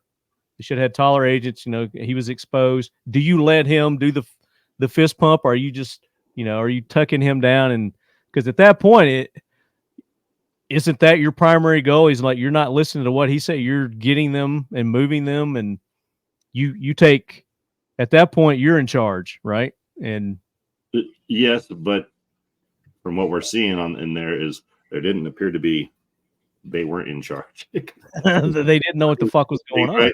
Yeah, I hate to say it, man. And it was like JV football, playing in the NFL. Like there was people just open mouth breathing, and their circuits were frying because they didn't have the level of training or the length of training or reviews of training, SOPs, rehearsals. That's what it appeared like to me. Is there was no data. That the rainbow wheel was just spinning, and they were just like they didn't know what to do because they hadn't done it enough. I don't think he had I was shocked. I got to put it that way because again, the Secret Service is the gold standard in protection, right? Completely shocked. You had this JV scene appear. So I think like what Daniel was saying, there was an augmented team. There might have been some local assets from the area that were put in suits. I'm not sure that was a full blown Secret Service team. Yeah, possibly some Homeland Security guys augmenting the detail. It's a shame. I'd hate to be in those guys' situation, to be quite honest. Yeah. Well, I want to go with the complacency too. I mean, and when I say that, I'm not just saying these people are like, oh, they don't care, but you're downrange, you're patrolling, you're driving this road, you've driven it a million times, nothing's ever happened or whatnot. And you're like, yeah, we're going out to this checkpoint, or, oh, we're rolling to pick up mail, or, you just kind of like, how many shows and things have they done and not really have an incident? So they just like, oh, this is another walk in the park. This wasn't a huge rally. This is in the heartland of America, Pennsylvania. He's got a lot of supporters. They probably didn't view the threat super bad. So they're just kind of like going through another day at the office, so to speak. And I know myself and my team, we would always like, hey, things are too easy, too nice. Something's going to go wrong. Always. Every time you start to feel comfortable, that's when you need to like really get your spidey senses going on. And I think they haven't had anything that's really tested them in a while, and things have just been going smooth. So they got lackadaisical. That's a guess, but it's what happens, human nature, you know, and you have to be trained in a way that you don't let that happen to yourself. You need to be at that level, like Jim's saying, when you're that top notch, like you can't let that happen. You can't get complacent. Every time you go out, shit's going to go off. That's how you should approach it. Every time you go out, something's going to happen, and you got to be ready. When my teams would roll out the gate, I mean, last thing we'd say before we hit that gate is head on a swivel, man, because today we get hit. And you got to be expecting it. Because if you don't, you're behind the 8-ball, and you may not survive it. So, yeah. Let's do this. And another, before I get into the listener questions, another thing that shocked and amazed me were the grandstands behind him. How few people took cover or tried to evacuate. Is like everybody's just standing there and they're trying to get a viral video or picture or something. And there's this one dude, he's like in black and he's got like this little black hat on. He kind of looks like, one of the Traveling Woolberries or what's that band that he's just like standing there like, nothing's going on. That amazed me more than anything, is just the people in the stands and around that were just like standing up, looking around. That is because, well, I think a bunch of it is I look at the human nature and the human brain thing is it's like it's always seeking data to elicit a response from you, right? Fight, flight, or flinch, that type of thing, or freeze. And if you don't have that data, that information, or been exposed to something before, or you're in a very a situation like that where the scene itself is very upbeat, up tempo. What is that? Have you ever heard gunfire before? Or are you just, is that part of the show because you're so enamored with what's going on that the brain shuts that stuff off and you don't have a fight response or a flight response? You just freeze because you don't know what to do. And I've seen that in several people. Yeah, and I've watched the video a few times, and there are some people that flinched when the shot went off, but then again, I think they just don't. Is that fireworks? Is that whatever? But then the Secret Service comes in and they're tackling him and they take him down, and people are still sitting there, and they just don't know what to do. They just and they're just they're looking around, and then people are saying shooter, a guy with a gun, and I don't know. It's crazy, but I was trying to find that picture of the guy. He's right here. And he's standing up the whole time. Just like, what's going on? Yeah. What's going on here? This is going to go viral on my IG. He doesn't even have a phone. He's just standing there looking like he's high as a kite. I don't know, but Andrew was trying to join us. His phone died, which I told you guys, plug your phones in before we did this. But he's trying to get back on. And go ahead, Brian. I'm going to pull up listener questions while you're responding to that. Jim, I'm interested in what your expertise would be on the short distance that these counter snipers were dealing with, as far as looking through the scope, looking over the scope. How do you perceive how they were digesting this situation at such a short range through scoped rifles? They're probably running low power variables on that stuff. They're probably not running high power optics on that. And in saying that could be a 5 to 25. It could be a 4 to 18. I'm guessing they probably had anywhere from a 3 to 4 to 18 power scope on that. So you can mag down pretty low to be able to assess it, and not be overpowered for it. And how there was not the guarantee they got a range card, man. How was that building? It's like they got a range card. I know exactly how far, because that's already been verified. They had distances at all the different points. I'm a sniper up there. I've got that whole place just ranged out. Like, I already know my and there's not even dope at 150 yards. But nice. We use a range card on all of our details, and most especially with venues. And typically, we're not running any kind of counter sniper asset, but we do, by virtue of giving us some sort of idea of where to avoid, what the problem areas are, and given just a real sense of what the world is around you. I think card is an essential thing for an advance, and we have it on every single one that we do. Absolutely. That's a known distance with an immediate response. And there should have been, personally and professionally, there should have been glass on that roof before the former president even hit the venue, there should have been eyes on that. If my counter sniper team's going in, hours before, that is a known position of elevation that a shot could potentially come from. You've got eyes on it. You've ranged it. You've got glass on it.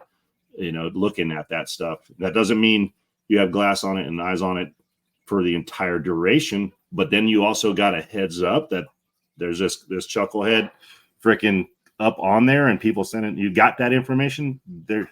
How long after his shots was the counter sniper shot? That I don't know. I don't know an exact time, but it was fairly quick. Right. So what means, I don't know if they. I don't know if they at this venue or on this detail, but there's a technology called Evolve, the Evolve machine. You've probably seen it when you've gone into Bridgestone Arena or the hockey game or the Ryman Auditorium. You'll see the big Evolve machine that you walk into. And Evolve over the last few years has developed a new technology that goes up on a pole, and that can sit in parking lots, can sit in a field, and it can scan an area, a huge area. And anytime it sees a weapon presented, it immediately starts shooting out alerts to the communication system of the security asset. Wow. So I don't know if that is something that was used on that detail, but I'm sure Secret Service has that technology, and it's something about. But even then, you've got a communication issue. It has to, that notification has to go down the line to get to the folks that can actually consume and act on that data. Yeah, and if you're in a counter sniper role and I'm on that roof as a counter sniper, I'm continuing to scan, and how long was that guy on the roof, and I have a dedicated spot that's known high ground, I'm probably paying more attention to that than just the average crowd. In glassing that, just looking for any potential, people coming up on there.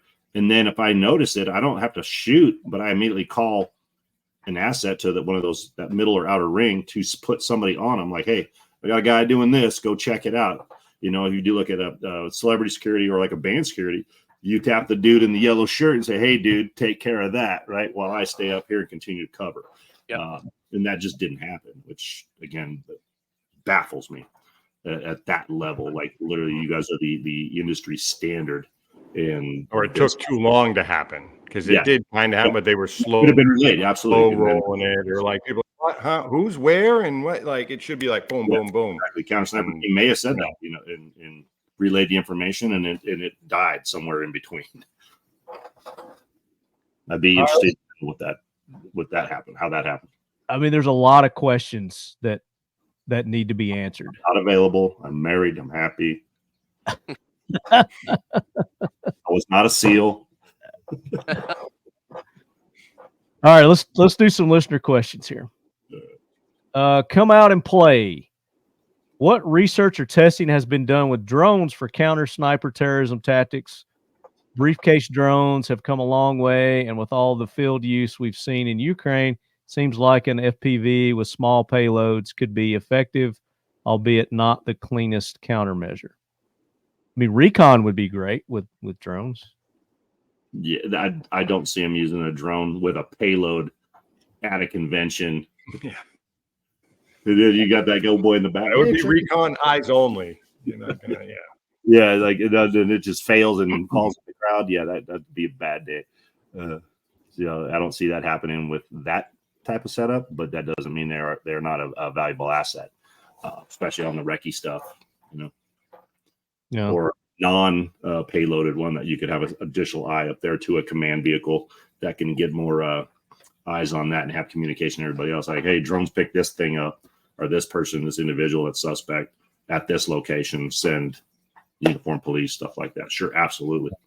And what about like motion sensors in detectors too? Wouldn't that been something great to put on top of that build? Is like, okay, maybe we don't have it manned, but we could put some countermeasures up there, like motion detection. If somebody breaches the ladder that's over there or whatever, then we get a notice or whatever. I mean, I haven't heard of any of that kind of technology being used for this. I think they covered that, and you guys please pitch in with your counter sniper, your counter action assault team, like your CAT team guys, eyes up on their people in positions to overwatch the venue. I think they had that covered. I think it really just comes into communication on that, like them to put that type of stuff up there. I don't know that they would consider that in that type of environment. Not a bad idea though. Technology can sometimes be more of a complication and create a lot of fog and a lot of confusion for how that data gets collated down the flagpole for dissemination. You know, it's a process that everybody's got to get keyed up to, when it may just be as simple as keying your Motorola and putting it out on the net. Yeah, I agree. Technology, sometimes everybody wants this wazoo tech stuff, but batteries die, or a sensor will give a false alarm. Say there's a bird that lands on the roof, and all of a sudden now you're shutting things down because some sensor tripped or whatnot. There's nothing like, a trained professional with eyes on. They needed more of that. All right, next question. Gerald Link, the event is unimaginable for the level of professionalism that is supposed to be given. Had the pleasure of or misfortune of doing PSD work on my last deployment overseas for our squadron commander and command sergeant major. There was good times and long hours. Many times we would go into a place with no prior chance to clear the area or depend on the local police or military to have done this. What a problem this was all the time. So maybe he just wants you guys to comment on your experience with that. That's more like a statement there, and good on them for doing the security stuff. Yeah, that's when you got to rely on your training and be non-complacent, right? Go in there expecting a fight and be watching and be on the same sheet of music with your team. That's life-saving. Yeah, I agree with him as far as, doing that. You're going to go into areas that, when you're in the military and you're going to meet with this governor or different stuff, you weren't able to be there ahead of time. But you know what? This is the United States. That's the Secret Service.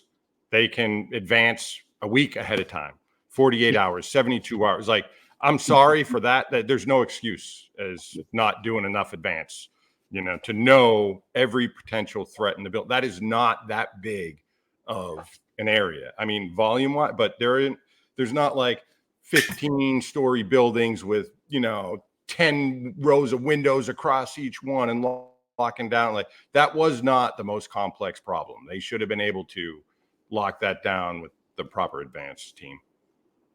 Yeah, I mean, given the the area that they had, and I was trying to find a picture of it here. Here's a picture of it here. I mean, there's not that many buildings that you really needed to lock down and have covered. You got some tree lines, but again, we could sit here and Monday morning quarterback this to death. There's a picture of the area there and the stage and the different buildings that were around. But there was also, I've heard reports that, they were requested again, and I know this probably happens all the time, more security detail, and they were refused to get additional security detail there. Well, that's where you start relying on your local assets, your law enforcement, first responders, things like that you can put in the field with them. We do that quite a bit, like that extra ring of security, or and having that, especially with a presidential candidate, like what law enforcement is turn that down, right? So, but that guy's question is that he's saying, well, if we had to go in basically in the blind, that's where you absolutely have to rely on your training, your team, your rehearsals, your SOPs, your tactics, techniques, and procedures, so that you don't, because you're already behind the 8 ball a little bit. So that's all you have, right? Yeah. And be able to respond quickly, identify potential threats, de-escalate, and or get out of the area, avoid the threat altogether, because you don't always get the opportunity to say, no, we're not doing it. But what about the other potential presidential candidates? Kennedy has requested for, months a security detail, and they've refused him every time until this has happened, and then they've just suddenly have granted him his protection. How much is that man worth? assassinated family in America. You know. Yeah.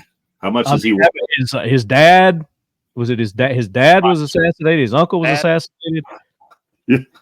I would already have security. I've got that kind of money. I'm buying my own security team. It's like, what training you want? What training you had? Like when you're at that level of like FU money, if you will, like you I have got no doubt he probably did. But the fact that he requested it and he was denied many times is just, it's, again, it speaks a lot to the conspiracy theories that go, with this administration and what they're doing. But next question, tongue for twisting. What type of life do you have to live day to day? Talking about you guys as executive protection agents, after work, or is everyday work even when off? every day's work. When you're working, you're working. Every day, no doubt. Professionalism, and I'll be the first one to raise my hand and say I've stepped over that line before. Like, hey, I got off work, have a couple beers, and then guess what? You get a phone call. Hey, we're moving. We're going out. You're like, damn. So now it's a lifestyle. When I'm on the road or I'm traveling, I'm working. There's no drinking. I make sure I'm in bed when I need to be in bed. If I got how much sleep I need to get. And when they're going to get up, because I'm going to get up and get a workout in, or I'm going to be up and checking things prior to. I'll go out, start looking for fans hanging around the front of the hotels, things of that nature, and I will have all my shit taken care of. And then I watch a lot of Netflix, play some video games, spend a lot of time in my room, just being ready to go. Like that's the job, that is the lifestyle. You can F it up. Right? I mean, be honest. The movie with Kevin Costner, The Bodyguard, that's really what got you into this, right? Yeah. Then I want to do the Denzel thing, but I don't speak Spanish. But there's a connection with Dolly, though, the Bodyguard. I told you before, I think on the other episode, about my encounter with Kevin Costner. I don't know. Tell us again. I don't think you did. Yeah, we were moving Dolly to the Lowe's Vanderbilt Plaza, doing. I think we were doing the Red Hat Lady convention, and we're on one of the upper floors. We're taking her from the hotel room to the event area, the event ballroom, and as we go down the hallway, as we're moving down the hallway, this guy pops out of his hotel room door. And he's wearing scruffy jeans and a scruffy button-up shirt, like a plaid shirt, and he's got 12 o'clock shadow, and he immediately makes a move for Dolly, just rushes up on Dolly, and I grab him, and he kind of resists a little bit, and I kind of throat pinch him up against the wall, and as I make eye contact, I look at him, and it's Kevin Costner, and I said, "Man, you should have known better. You're the bodyguard." You're the bodyguard. He was like, That's "Man, great. so sorry. I just wanted to say hi to Miss Dolly." And Dolly was screaming at me, "Let it go. It's Kevin." And so that happened. Yep. It's like material for you to use for the movie, Kevin. Yeah. Yeah. I would like to make sure we answer that guy's question. And it is a lifestyle change. However, if your lifestyle is, that security thing, getting your training, going and eating healthy or whatever it may be, even if you're not eating healthy, but knowing that your timeline is based around their timeline, right? Being on time, being on target, being ready to go prior to them. You don't really have a life beyond that. You're not going to go out and go see a movie, or go an hour away to do something else, right? You're in the vicinity. And not going to run to Starbucks and get a coffee. And you can, but you better make sure your timeline is tight and you don't go to the one across town. You know what I mean? I'll give you an example. Like if I got up in the morning on the New York City gig, I knew my client would be up and moving and doing things at a certain time. That was his standard. I would make sure my training was done. I got invited to go to a gym across Manhattan. I wouldn't go across Manhattan because I'd have to get.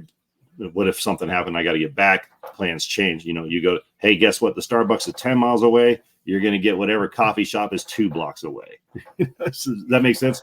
So there is some give and take on that, but it's not a complete forfeiture of your life, if you will, in lifestyle. I might add, living on a tour bus is not for everybody. I've seen folks that were, complete studs that I thought were going to be the best security guy, the best venue guy ever, and they completely shit the bed on their 4th, 5th, 6th, 7th, 12th night, showing up in a new town on a tour bus, living on a tour bus, sleeping on a tour bus while it's moving. It's not for everybody. And, That's it's what's your home life. a lot of folks Yeah. just can't. So. Yeah, Yeah, if living you're out of a married, suitcase. There were times I didn't even take my clothes out of the suitcase. I check into the hotel room. I drop my bag. We're moving, running, doing stuff. You're coordinating. And then like you put people to bed, and you're like, you know what? I got to roll in 3 hours. Guess what? Sleep's more important, so I can be awake and not be droning. I may brush my teeth, and that's it. That suitcase would be in that hotel and never even be opened up. or if you're like me, you put something in the car and you need it. So I just leave everything in my suitcase. I never unpack the suitcase because I'll forget it. Carry a stick of deodorant with you. You can't go. Yeah, no, it's absolutely a lifestyle. And when you're on, you're on. I always look at it as like when I'm doing the executive protection, it's like I'm deployed. You anytime the phone call, this or that, I'm in the hotel room adjacent to their hotel room or whatnot. Like you never know when there's going to be a knock on the door, and that's happened. I've been sitting on the toilet and somebody was banging. I'm like, my phone's. I'm like, damn, like get off. You got to be ready. You never know when things are going to happen, so you have to have that, awareness. What kind of liability do you guys are you associated with you? If something happens to one of your principals, what kind of liability are you guys carrying for something like that? A lot. It's expensive. I carry a $2 million policy. Yeah, and it goes up. It goes up every year. The more money you make, the more clients you have, the more the insurance company charges you for that policy. It can get very pricey, and it does, especially when you're dealing with executive protection, when you're dealing with celebrities. The numbers for the insurance policies go up substantially. As a matter of fact, a lot of the guys in the industry will require the artist to carry that insurance, and rather than their company, their security company carrying the insurance, we as a company, SAPS, we carry a policy for multi levels of things. So when you start getting into canines, explosive detection canines, protection canines, executive protection, celebrities, and venues that serve alcohol, you're dealing with more insurance. And then when you've got things like, say, you're going to go to a large award show, say or an NFL football event.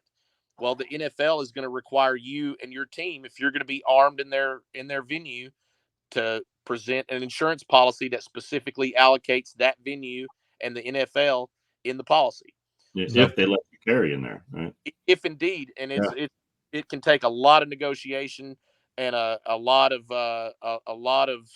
configuring and liaison to get that done. We've experienced it numerous times, and it's a big part of what we do as SAPs is being able to manage that insurance policy. And I will tell you, there's something to be said for that too. Is you get way more flies with honey than you do vinegar, right? So your personality, your charm, and your ability to make them feel important and like they're the ones coming up with the idea, that type of thing is an art, and you should be good at it, right? Because the last thing you typically do is pull your gun, but you're negotiating all the time, all day, every day, building those relationships and assets. So you need to be 10 times more charming than that pig on Green Acres. And you've got to be really good at working with management. The management that you're dealing with has to be seamless to work with the security crew and have their interests at heart as well, because they're the ones that really start the negotiations on venues and things like that, and being able to let the venue know, hey, we're going to be coming in with a big security team and a big security footprint. So it's on them in a lot of ways to get that stuff done. So you've got to have good relationships there as well. All right. Pulp Fiction reference, by the way, Jim Irwin, ladies and gentlemen. And I'm glad you brought up canines too, because that's why I wanted to have Andrew on here, because he's got a lot of canine experience. I was going to ask if are there any scenarios or situations where you guys would have a canine with you for Not overseas, obviously overseas. Yes, I get that, but here in America. With Dolly, we use K9s exclusively for every event. We have explosive detection K9s that we use that are attached to her detail, and we use them regularly every day. We've used them this week. It's something that we in 2007 when we started using K9s, it was very much frowned upon, and we were given a lot of flack from venues and other artists, management. Everybody thought we were way overboard with our approach with K9s.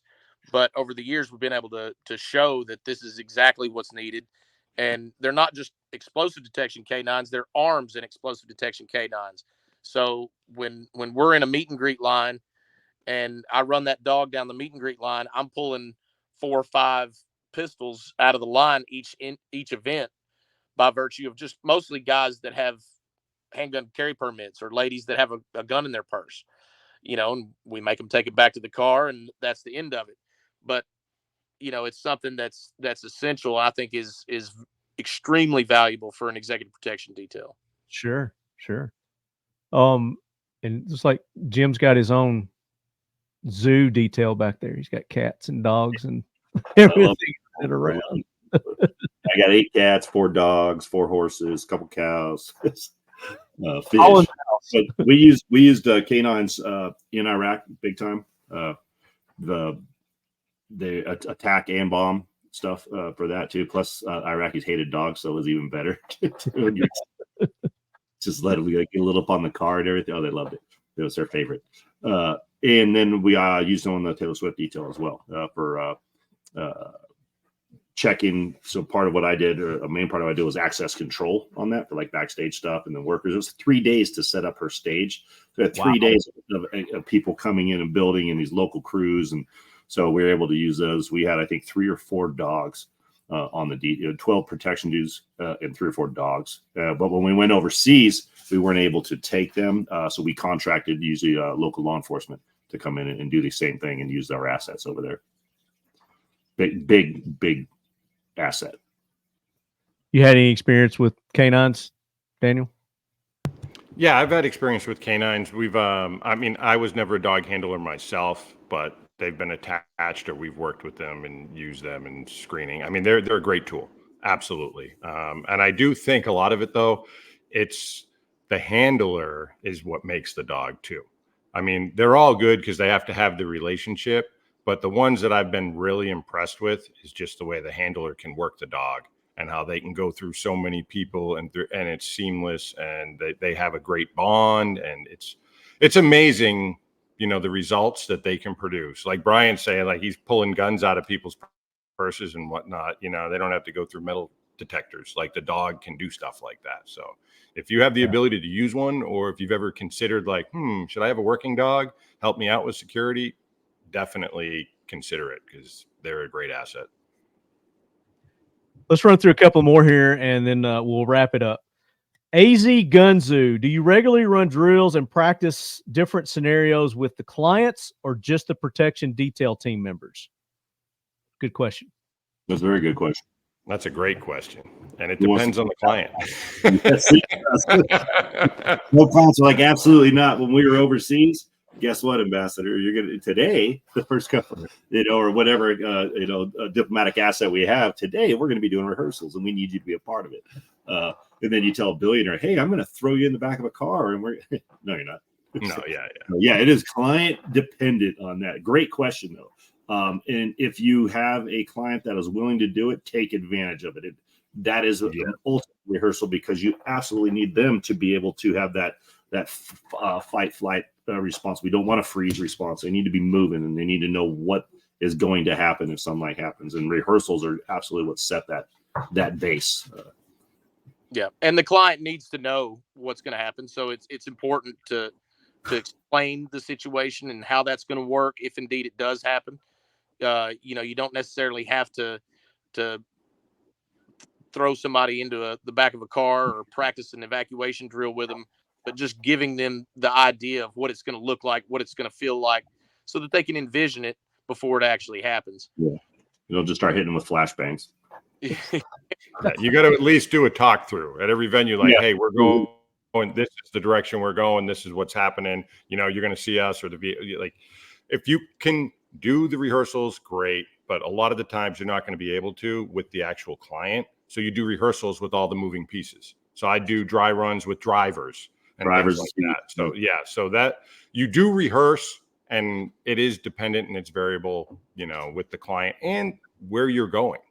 Sometimes you can only do a talk through because you haven't been on the ground yet. Yep. This is something I meant to ask earlier. When you're at like these award shows, you're at the like these concerts where there's multiple bands and whatnot, and you've got multiple security details, executive protection details. Are you ever bumping dicks with these guys, or how do you guys work with other people's security details? Absolutely. It is dicks, right? Like, it usually ends up with who has the highest value client. So if we go like into the high threat stuff, if the main ambassadors dude or the 4-star generals there, everybody else's protection team takes a step down from them. They are the primary. But when you're on equal playing grounds with like a venue thing, it's like, and you have 20 bands or whatever, it's kind of like you just try to get along with everybody. Hey, you guys good? Hey, you think we could do this or do that? But usually there is a pecking order. Yeah. In the diplomatic or high threat stuff that I've seen. Yeah. And there is the mutual respect. Like you respect the guys that are doing it. You know what they're going through, what they're dealing with. So you help each other out a lot. I would say the people that I've worked with, over 95% of them have been good, and we've worked together and no issues. We figure it out. Like you said, the pecking order. All right, who's in charge? Or when you got this area, I got that area. There's only been a couple times where I've had an issue. And one, I'll give you a quick story because I know you love stories, Lefty. So I'm in New York City. We're at an after hours place, and I got the after hour party room. So I'm right there at the door at the entrance, controlling the entry point. And this guy walks in. So I stand up and I'm like, hey, can I help you? Who are you here with? What are you doing? And he's like, well, who are you? And I'm like, no, you're entering my room. I'm controlling this area. Who are you? Why are you coming in? And he started to buck up. I'm like, oh man, this is going the wrong direction. Well, luckily the manager of the it wasn't a venue, but the party or whatnot was like, hey, that's so-and-so's guy. I'm not going to drop any names for this. Sure. But it was like, afterwards, I'm like, brother, man, come on. Like, what I'm doing. You do this type of thing. You're entering an area with celebrities and VIPs. Yeah, so and you're getting mad when you get challenged at the entranceway. Like, you do the same thing. I'm doing exactly what you do. Like, hello. And he was a dick. And he was one of those big, I forget who said it, Brian or Jim, like the big muscle head. He's hired for the muscle intimidation factor. And he thought, well, it was a rap guy that was there. Is that?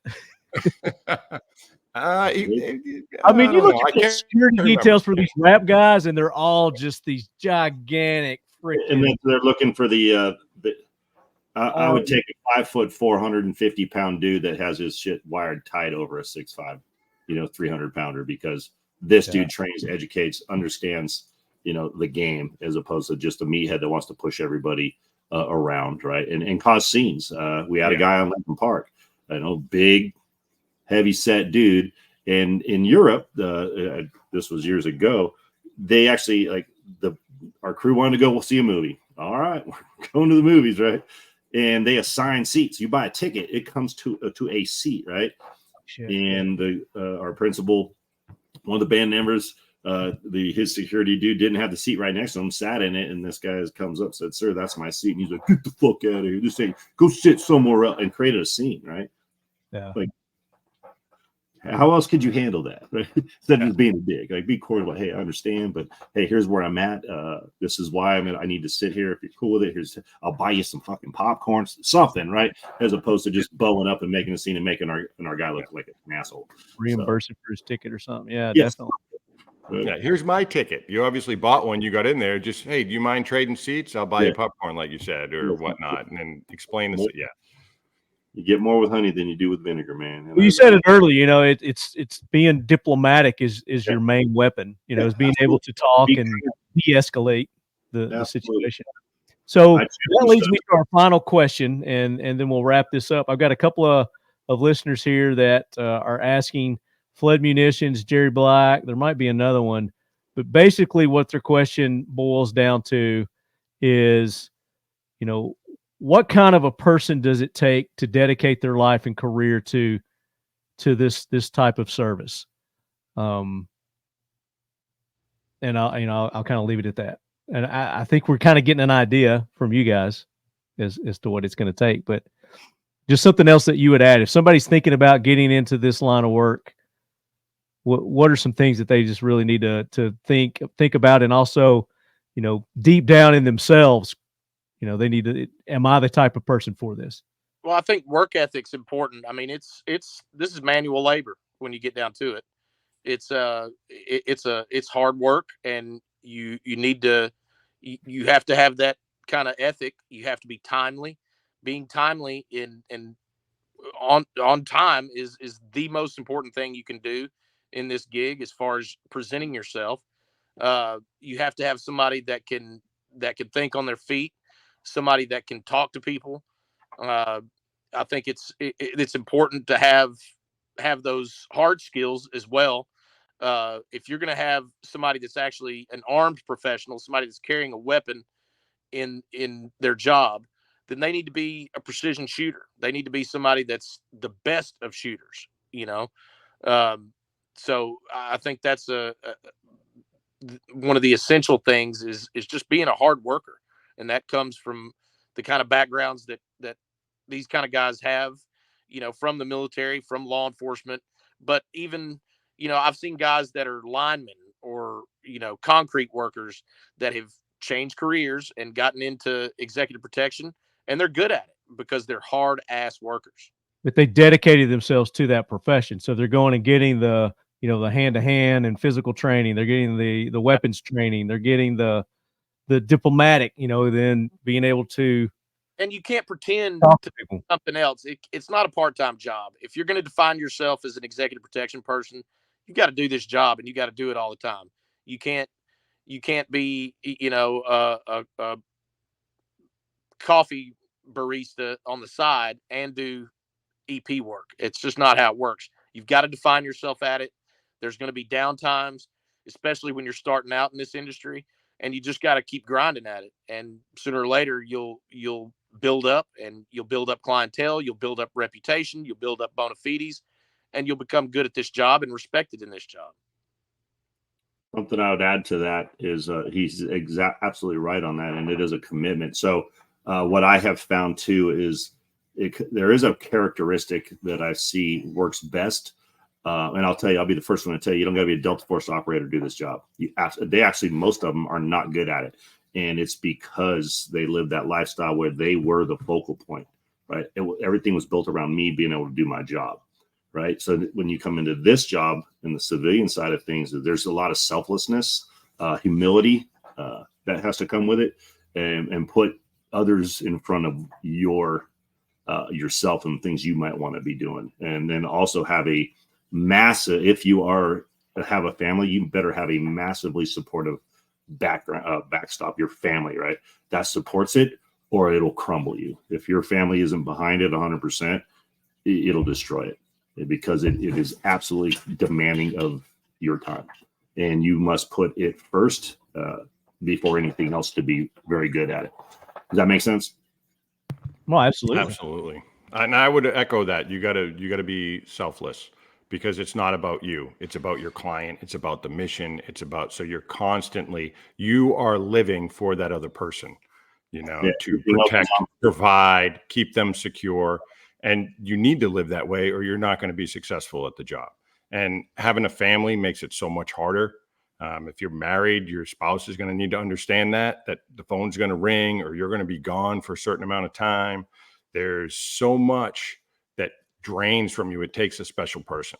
If you have the hard work ethic and you're a people person, because you're going to be dealing with people, you got to read the room, read people, like we were talking about before, and you have to be selfless, because that other person that you're working with, that's your world at that point. It's almost like having a child. You know, you're raising a kid, you're all about that kid. Well, the client, they're not kids, but you got to look after them and take care of them the same way you would with the caring.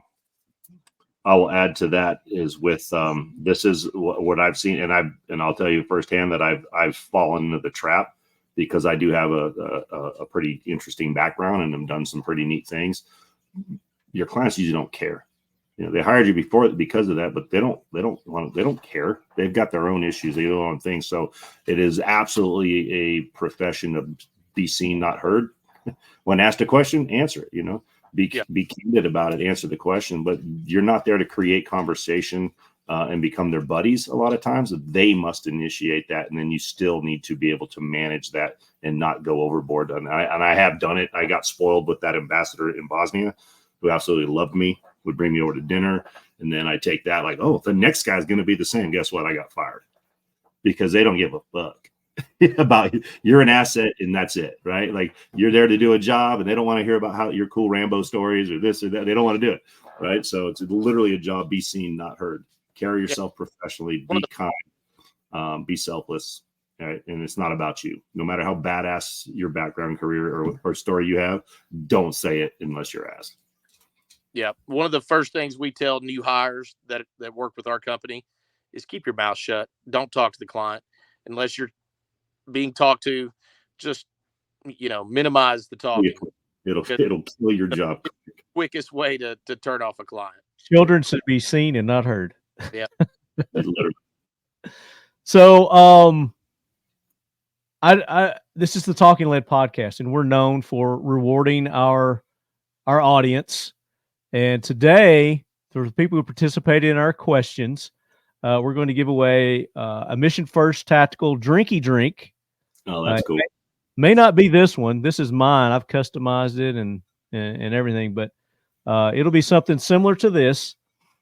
So I will start with, let's let Daniel pick a number between 1 and 30, and that's going to be our lucky 23. winner. There you go. You'd have to pick one right there, wouldn't you? And the winner is Tongue for Twistin'. All right. So congrats, Twistin'.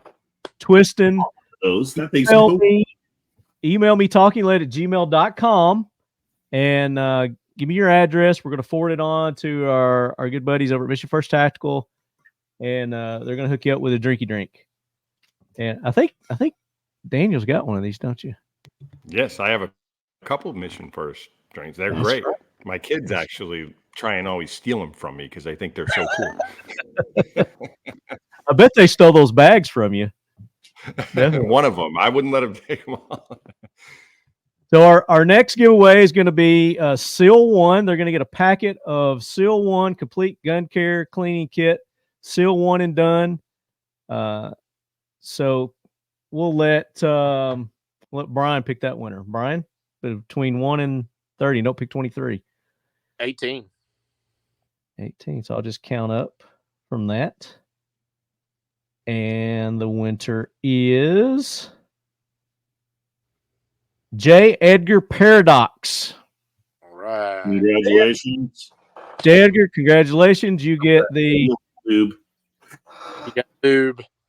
The gun lube from Seal 1 and done. And if you want Mission First Tactical, they make holsters, they make magazines, they make AR accessories.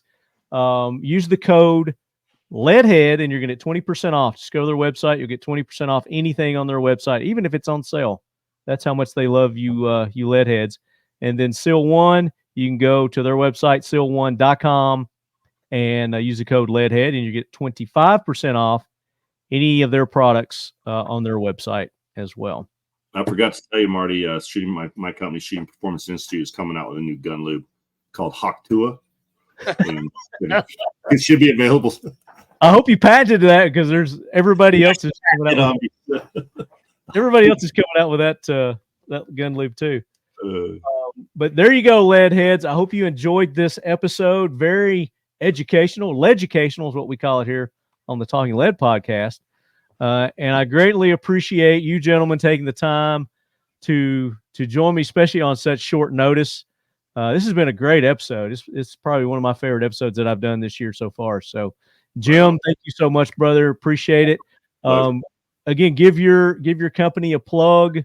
You got training courses coming up. Yep. Let us hear about those. shootingperformanceinstitute.com. We'll put them on the website. We got our training, anything from a yard to a mile. Do have a lot of post certification stuff too for my LE guys. We definitely give a discount to law enforcement. I do travel out to do that. We did stuff in Oregon, North Dakota, Texas, Alabama, been all over with it. I don't have to be Tom Brady, but Tom Brady's got a coach. So even if you're pretty good at what you do, I'm very good at picking out and helping you fine tune that stuff and make you a better shooter, regardless of the platform. Except for shotguns. Last time I used shotguns, we were just blowing doors off of hinges with them. So do that. Give that website again. shootingperformanceinstitute.com. And on the socials? Jim Kraken 1, Kraken, the number 1 on the IG and Instagram. Appreciate the follows. We try to keep some products out there, do some posts. I'm not the best at it because I'd rather be in front of the camera than trying to figure out how to put it on the damn social media. I got a guy for you. Sweet. We'll talk because that's my fail state right there. Yeah, mine too. Daniel, again, appreciate you. This is your second episode. So great to be here, man. I appreciate it. No, absolutely. So give your I think I've got yours pulled up here. Sorry, Jim, I didn't have yours at the ready.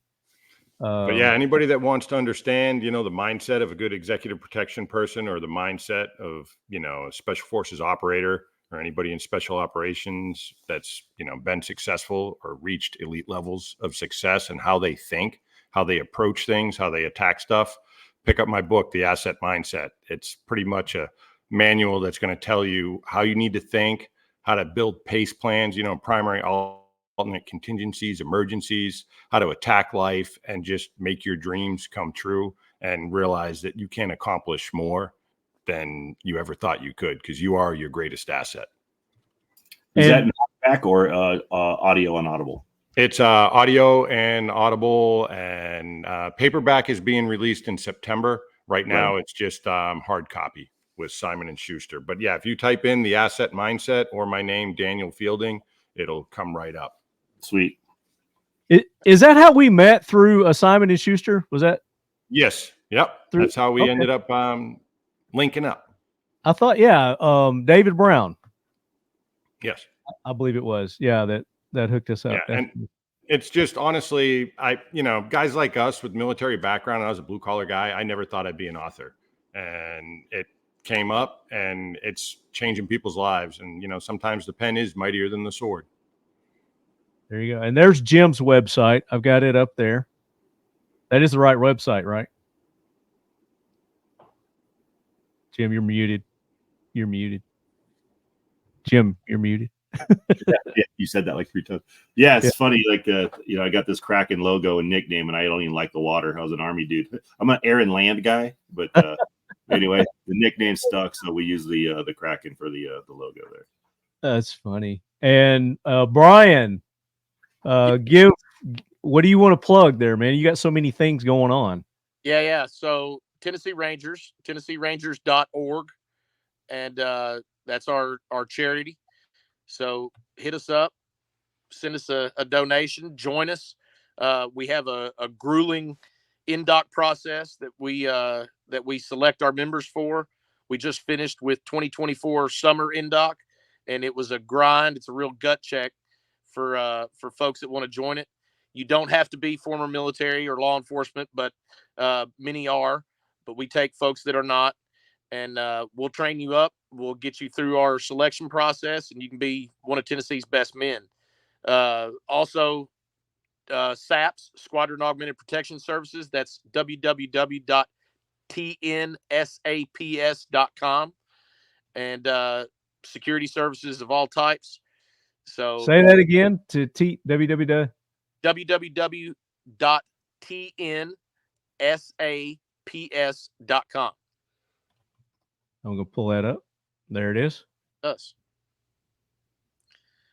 And we are always taking new customers. We run numerous venues within Nashville, Birmingham, Detroit. So we've got a lot of executive protection stuff that we do. We run security at warehouses, bars, live music venues, etc. So if you need help on that front, if you need good professionals, sharp folks on your detail, on your security functionality, holler at us. We've got the best guys in the business, bar none. There you go. And then for Andrew, he is a failed state and relapse the cost of war. You guys can go to Amazon. Let's see if I can pull that up. Did that come up there? You go to Amazon and you can check out his books. And then he said the third one is on its way out. So it's going to be a trilogy and they're working on a TV show. I hope that works out for him. That's going to be awesome.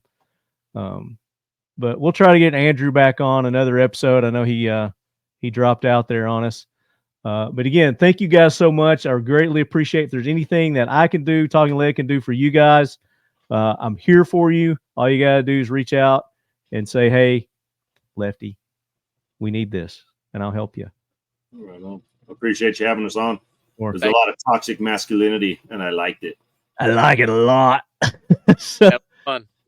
Leadheads, go and support these guys. Go to their Instagrams, go to their websites, follow them, give them likes, let them know you're Leadheads.